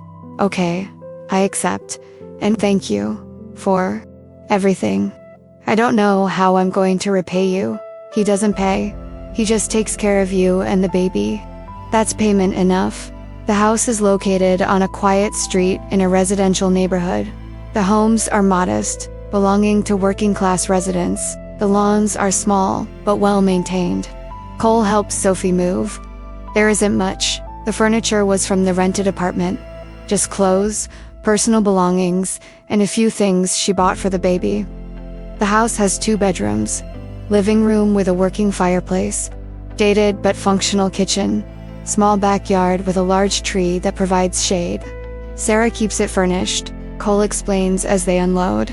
So the bed, sofa, table, everything stays. Use what you need. Sophie enters. And for the first time in months, she feels something resembling safety. Not perfect, not permanent, but real. Thank you, she says again, because she doesn't know what else to say in response to the generosity that saves lives when the system fails. In the following days, a routine emerges, unplanned, but natural. Cole checks daily. Not intrusive, always calls first. Can I come in? He wants to make sure the heating is working. Is it cooling down? He fixes small things. A dripping kitchen faucet, a loose step on the porch, a back door lock that wouldn't work properly. You don't need to do that. Sophie protests as he adjusts a cabinet hinge. I need to. Sarah's house. My responsibility to maintain it. But they both know it's more than that. He brings groceries when Sophie mentions that the nearest grocery store, the same one where she was humiliated, isn't an option. I shopped in Riverside anyway. I picked up extras, small acts of service, consistent, without expectation of reciprocity. And they talk. Not small talk about the weather, but real conversations about the cost of the decisions they made. One evening, Cole is fixing a loose step on the porch when he casually mentions the board has scheduled another performance review. This time they want to evaluate appropriate use of departmental time. Sophie, sitting in a porch chair with tea, freezes. For helping me, because I'm doing work. But yes, they focus specifically on the time I spend on the Bennett situation. His tone is neutral, but Sophie senses tension beneath. Cole, this is going to get worse. You should just leave. Go to another city. So much pressure on you. No. The word comes out sharp, firm. He stops hammering. Looks at her. You're not the problem. Their hypocrisy is a system that punishes women for being pregnant while ignoring the men who abandon them. That's the problem. And running away doesn't solve anything. It only teaches them that bullying works. That if they put enough pressure on them, the victim disappears and life goes back to normal. But his career, she may survive or not. But integrity, I won't regain that if I compromise it. And Sophie, he returns to the step, hammering. Harder than necessary. A career I only maintain by ignoring injustice isn't worth having. Sophie sees tension in his shoulders. Anger directed not at her, but at the system. And she realizes the cost is affecting him, even if he denies it.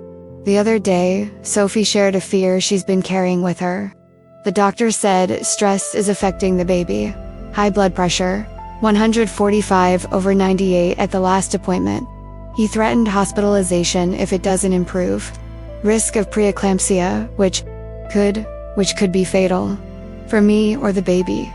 Cole stops what he's doing, installing a new lock on the front door. He turns completely fatal. If left untreated. Yes, and treatment is reducing stress, resting, having support. Her voice breaks. But how do I do that when my whole life is uncertain? No job, no community. Living in a borrowed house that could be taken away at any moment. If Sarah changes her mind, she won't be withdrawn. Sarah knows the situation. She's on your side. But what happens after the baby is born? Then I'll have a child and still no job, no income. So we make sure where possible. We reduce variables. Cole sits next to her on the porch. Look for jobs outside of Millbrook. Neighboring towns where reputation doesn't precede you. Riverside, Oakmont, even Portland if necessary. Apply for positions. And he hesitates, crossing another line, write references. Not just professional ones about competence, but character. Ethical work. Reliability. Would you do that? Even knowing it will generate more criticism.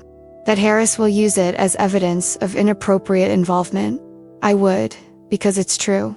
You worked as a teacher for 3 years. Excellent evaluations, reliable, competent, and pregnancy doesn't change any of that. He pauses. And if Harris wants to interpret professional references as personal, that's his problem, not mine. Sophie feels tears welling up in her eyes. Thank you. For believing when no one else does. For seeing value when everyone else sees only problems. Always. Slowly. Defense transforms into something deeper. Not romance too soon, too complicated, too entangled in trauma and crisis, but partnership. An alliance based on mutual respect and shared values. Sophie doesn't see Cole as a perfect savior on a pedestal. She sees a flawed man divorced, carrying guilt for not protecting his sister years ago, fighting against a system he should serve but often betrays. She sees someone doing the best he can, even when best costs everything. Cole sees Sophie not as a passive victim in need of saving. He sees a survivor navigating an impossible system with grace and dignity that most wouldn't have. He sees a woman who lost her job, friends, and community, but continues to get up every morning and try. The bond isn't formed through grand cinematic gestures, but through consistency. It's about showing up day after day, fixing a dripping faucet, bringing groceries, writing references that cost reputation, and believing when no one else does. And one night, after Cole installs a new smoke detector in the room where Sophie will assemble her crib, she finally vocalizes what she has been feeling. Why do you do this? Really? Because it can't just be about your sister, or about principle. There has to be more to it. Cole puts away his tool, he thinks. Honestly, I think it's about who I want to be when nobody's watching, when there are no cameras. When there's no applause, just choosing between easy and right. Pause. And I've discovered that I can't choose easy. Even when I should. Even when it costs me. Because if I choose easy here, where else will I choose? when I stop compromising. And eventually I become someone I don't recognize in the mirror. And is that worth it?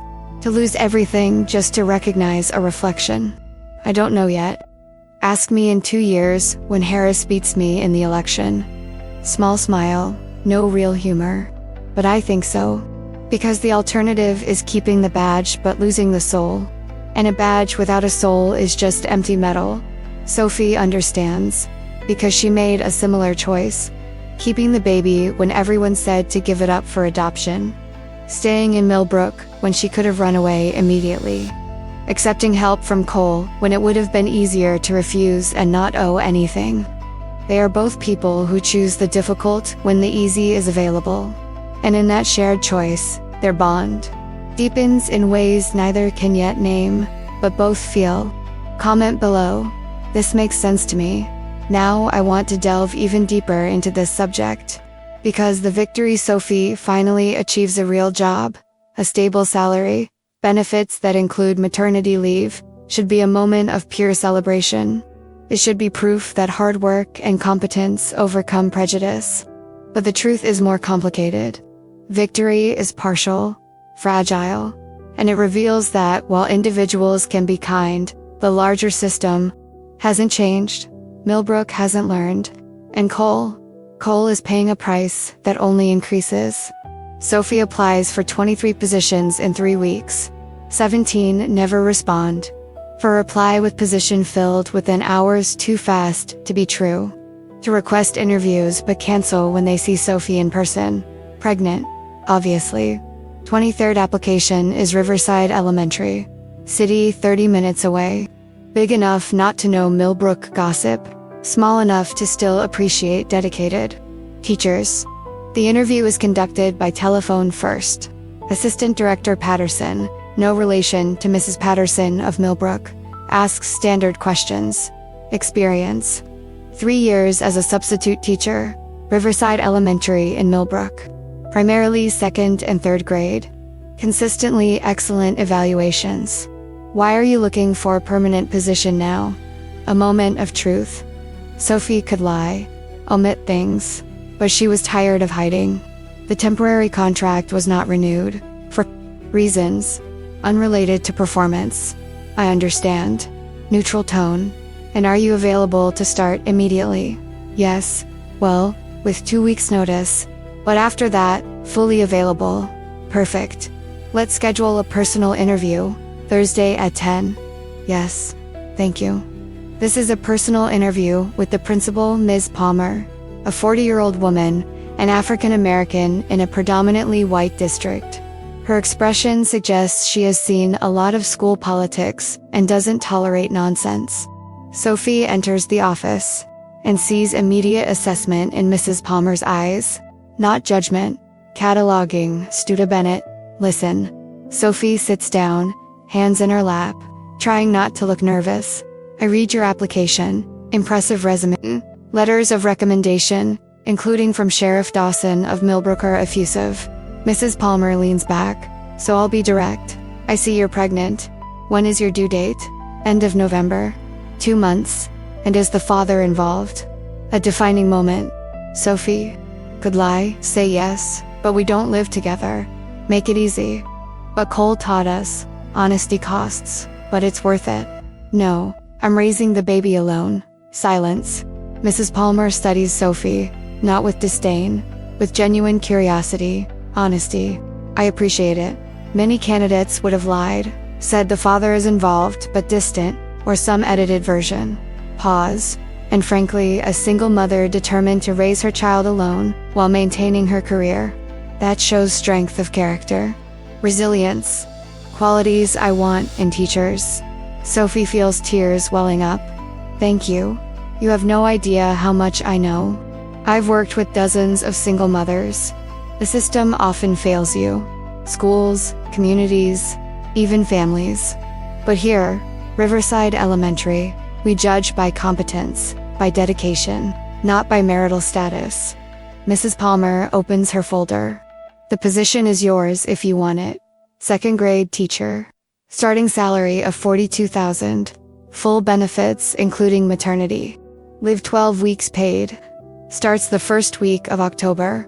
The relief is physical, almost violent. Sophie covers her mouth. Tears finally escape. Yes, I accept. Thank you. Thank you very much. No need to thank me. I hired her because she's qualified. And frankly, second-grade children need to see strong women. Single mothers. People who face adversity and keep going. You are a perfect example. Sophie tells Cole that night. He's fixing an outdoor faucet that started leaking. Cole, I did it. He drops the tool, turns around, sees an expression on her face. Genuine joy for the first time in months.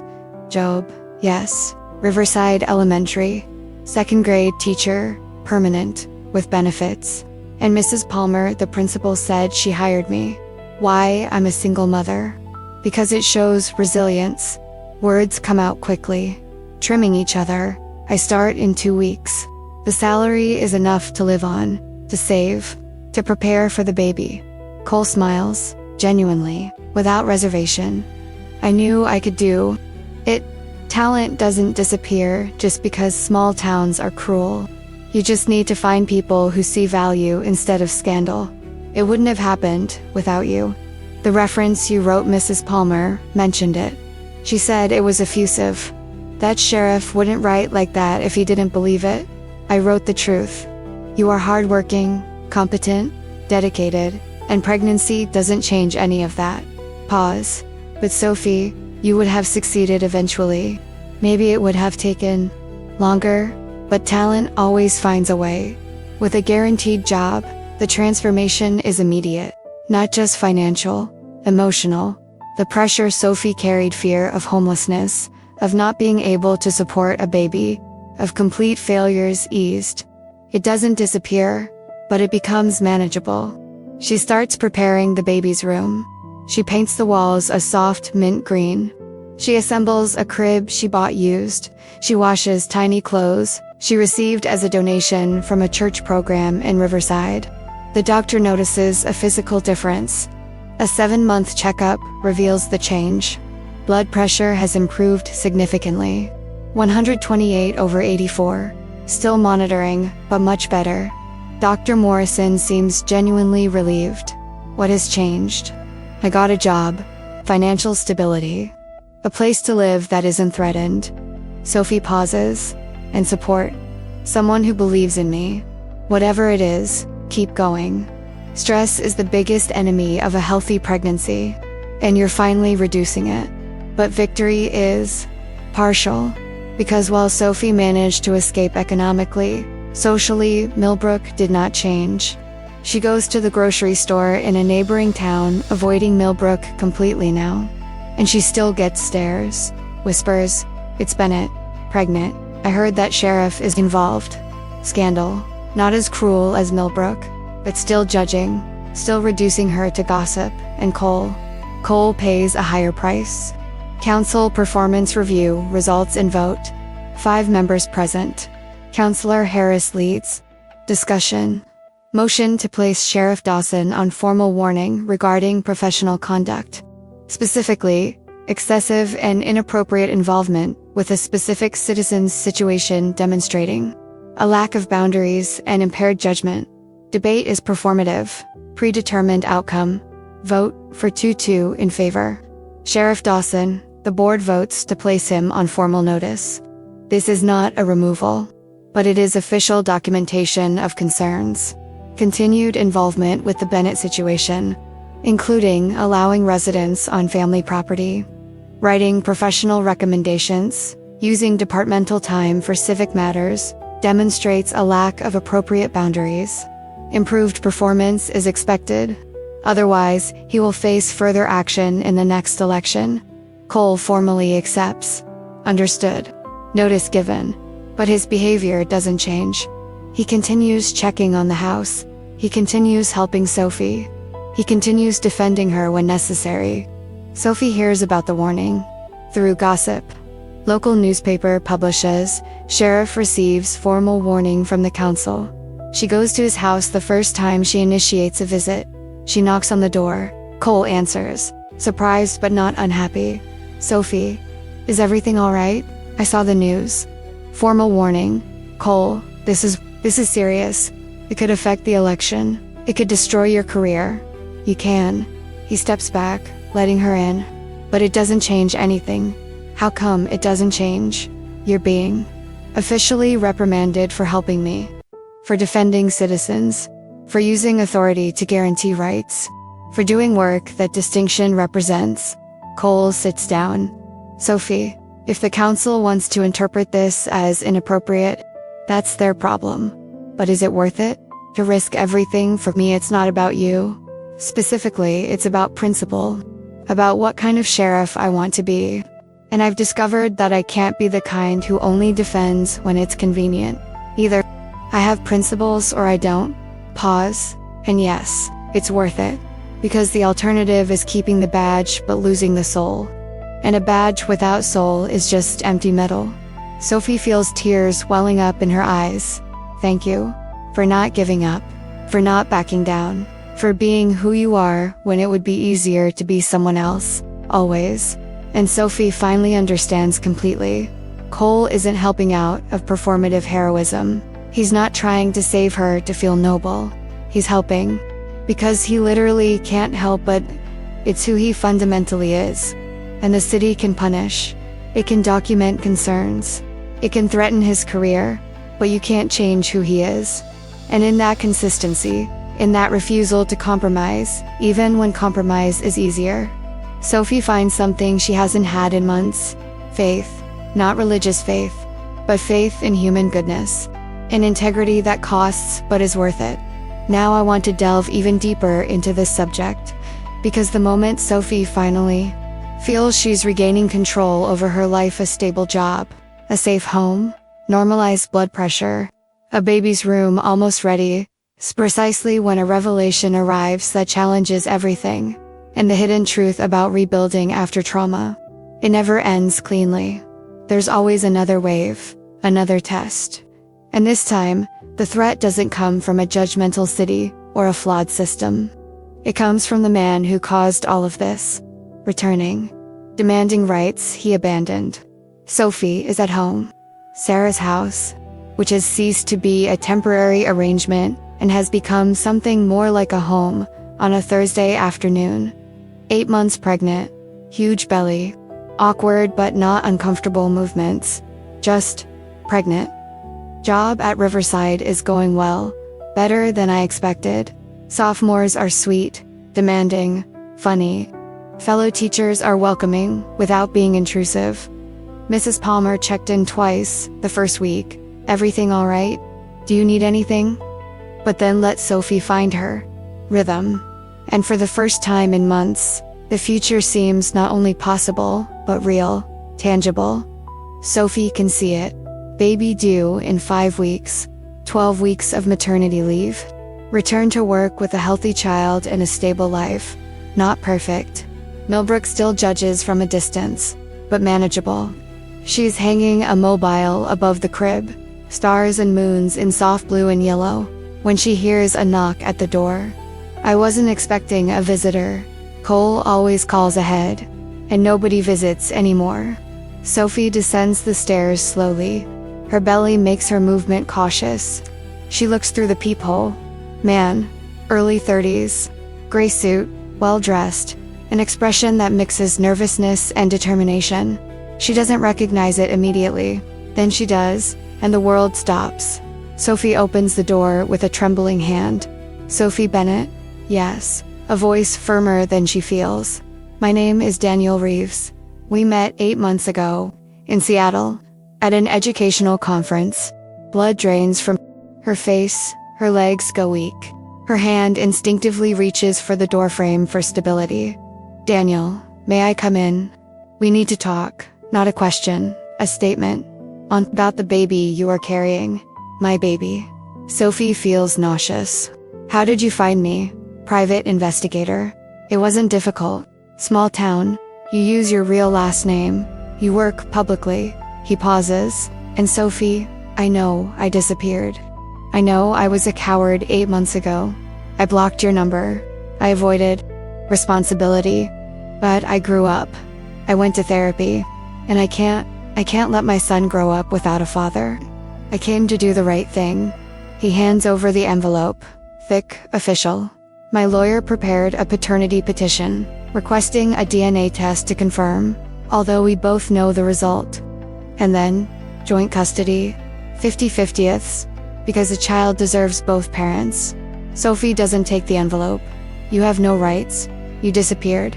You blocked my number. You acted as if I didn't exist.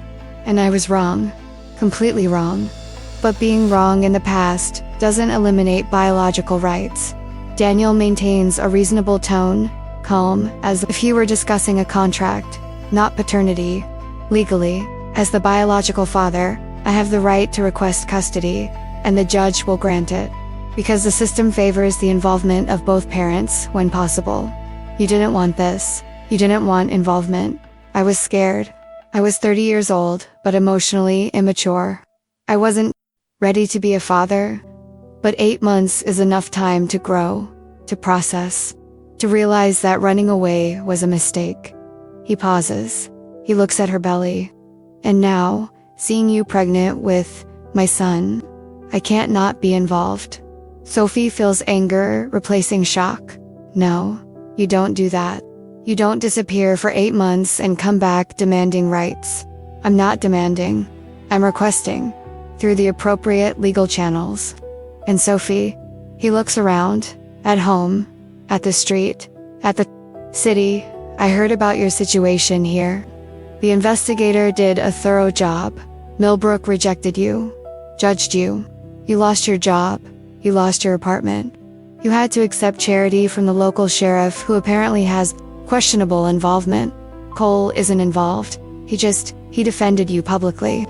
He allowed residency on family property. He's under investigation by the council for inappropriate conduct. And Sophie, the judge will look into this. He'll see, single mother in a hostile city, dependent on a man with a conflict of interest, without a stable support network. Calculated pause. That's not a healthy environment to raise a child. A clear threat. Veiled but unequivocal. So what do you want? Come with me. Portland. I have a 2-bedroom apartment. Stable job as a teacher. Welcoming community. We can co-parent properly. Share custody. Give the child both parents in a non-judgmental environment. An offer disguised as an ultimatum. Come voluntarily, or forcefully through court using the city against you. Sophie feels the walls closing in again. The battle she thought she had won: stability, job, homes crumbling. I need to think. Sure. But Sophie, the lawyer will file the petition in a week. A paternity test will be ordered, and the process begins. So think fast. Daniel hands her the envelope anyway, forcing it into her hand. My contact information is inside. Call when you decide, he goes. He walks to his car, an expensive black Tesla, and drives away. Sophie closes the door, slides to the floor, clutching an envelope, trembling violently, and realize the battle was never just against Millbrook. It was against a system that grants rights to men who abandon their wives but punishes women who stay. Sophie calls Cole. Not immediately. First she cries, then she processes it. Then, when it gets dark and the panic doesn't subside, she calls. He answers the first ring. Sophie, is everything alright? No, can you come? I'm on my way. Cole arrives in 10 minutes. He finds Sophie sitting on the sofa, an open envelope on the table. Papers scattered around. What happened? Daniel, the baby's father. He showed up. Her voice is empty. The shock hasn't passed. He says he wants to be involved, that he hired a lawyer, that he's going to request joint custody. Cole picks up the papers. He reads them. His expression hardens. Petition for presumed paternity, request for DNA testing, and pre-custody petition, indicating intent to request 50/50ths custody. Can he do that? After abandoning him? Legally, yes. Biological paternity grants rights, and the system favors the involvement of both parents. Cole continues reading, but there's more. He's building a case that the environment here is inappropriate. He mentions hostile city, lack of support network, dependence on a man with questionable involvement. Yes. He's going to use my defense of you as evidence that you need inappropriate support because you don't have a stable network. Sophie feels despair. So he wins, proves I'm unfit, and takes the baby. No, but it makes the fight harder. Cole puts papers on the table. He sits next to her. Sophie, first question, more important than legal. Emotionally, do you want Daniel involved in the baby's life? No. He abandoned me, blocked my number, acted as if I didn't exist, and now he's back because, why? Guilty conscience, a desire to appear responsible. So we fought. Showed the judge that you have a stable environment, a job, a home, support. But he'll say I'm depending on you, that this relationship is inappropriate. Then we change the narrative. We show that you have a community. Riverside hired you. Your colleagues support you. Mrs. Palmer can testify to your competence and stability. Cole pauses. And if necessary, I'll testify personally. Cole, this will make your situation worse. The council has already warned you. And if you testify in a custody case involving me, then I'll explain the truth. That you're not alone. That you have the support of someone who saw injustice and acted. That a stable environment doesn't require a wedding ring. It requires security, a job, a home, and people who care. He looks at her. And if a judge questions a conflict of interest, I say yes, I care. I care that a citizen was systematically discriminated against. I care that a competent single mother was judged on morality instead of ability. And I care that a man who abandoned her returns demanding rights he didn't receive. Sophie feels tears welling up in her eyes. You're going to lose your badge. For me, and Daniel can still win custody. Maybe, but not without a fight. And not without a judge seeing the whole truth. You are a capable mother, building a stable life. Daniel is an absent father, returning for convenience. Pause. And Sophie, what if I lose my badge defending a principle? Then the system is more broken than I thought. But principles don't change based on consequences. And at that moment, Sophie realizes something. The war that's coming isn't just about the legal aspects. It's about narrative.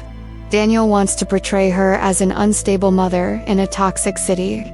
Cole wants to portray her as a survivor, building a life despite a flawed system.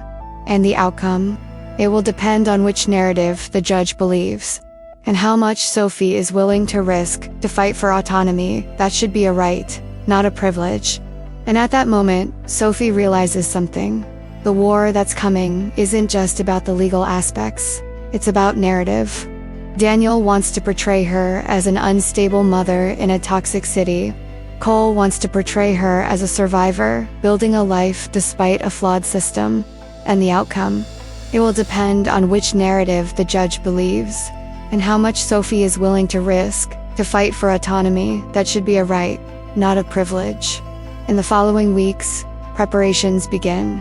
Cole connects Sophie with a family law attorney, Linda Chen, no relation to Mrs. Chen of Millbrook, who specializes in cases of single mothers against absent fathers who return. We have a solid case, Linda explains during the initial consultation. Daniel abandoned you. Documented by messages, attempts to contact you, 8 months of silence. And you've built a stable life job, home, adequate medical support. But he's going to use the city against you. He's going to paint Millbrook as toxic. Toxic, Sophie admits. But you left. You got a job in Riverside. You moved to a better environment. That shows good judgment, the ability to protect a child. Linda takes notes. And Sheriff Dawson, is he willing to testify? I said yes. Good. Because his testimony is powerful. A respected authority defending his character will carry weight, but Daniel will attack. It will imply inappropriate involvement. There's no involvement. Cole he consistently defended you. And that defense, it's costing him. The council put him on notice. Gossip spread. So when will he testify?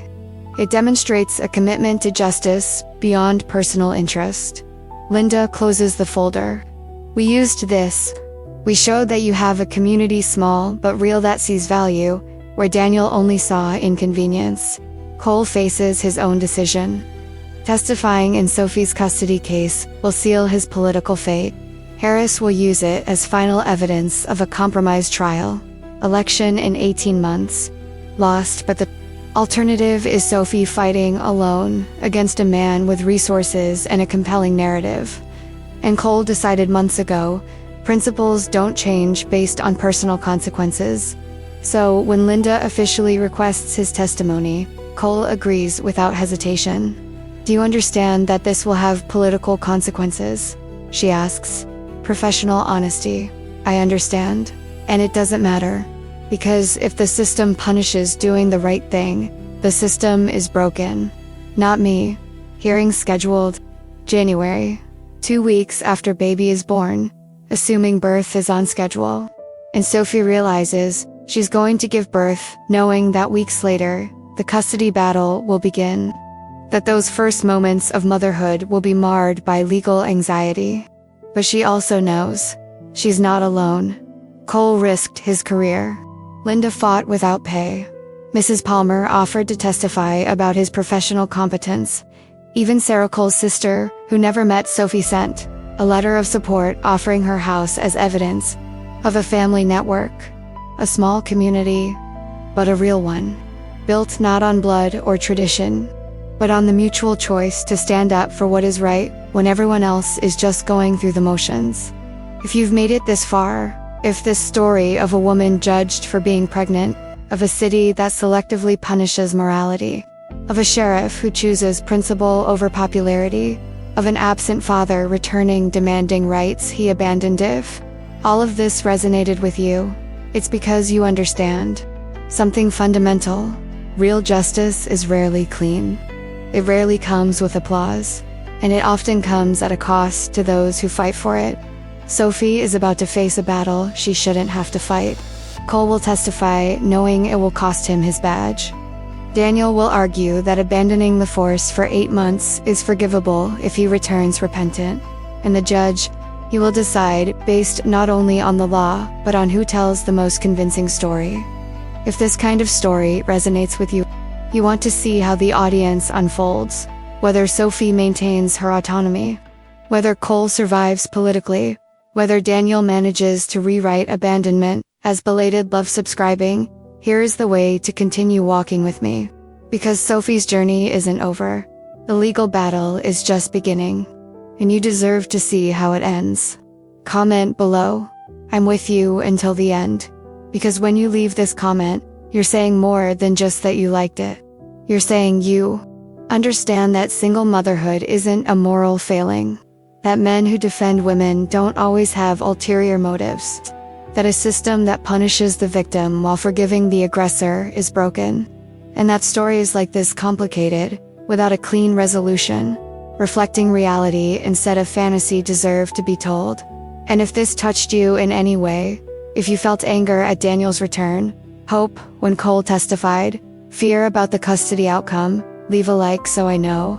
This engagement tells me that real stories, with genuine moral conflict, with the cost of doing the right thing, matter more than easy, happy endings.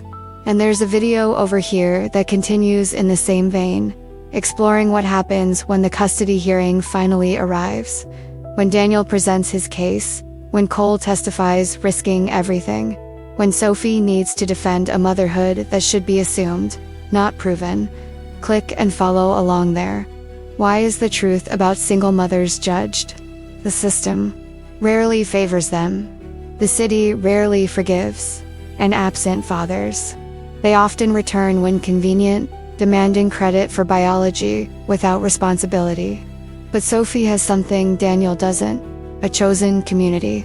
People who stayed when the system failed, who defended when everyone else attacked, who paid the price for doing the right thing. And that might be enough. Or not. Because justice isn't guaranteed. It's fought for. And Sophie's fight is only just beginning. See you next time. Because stories that matter never end easily. And this, it's far from over.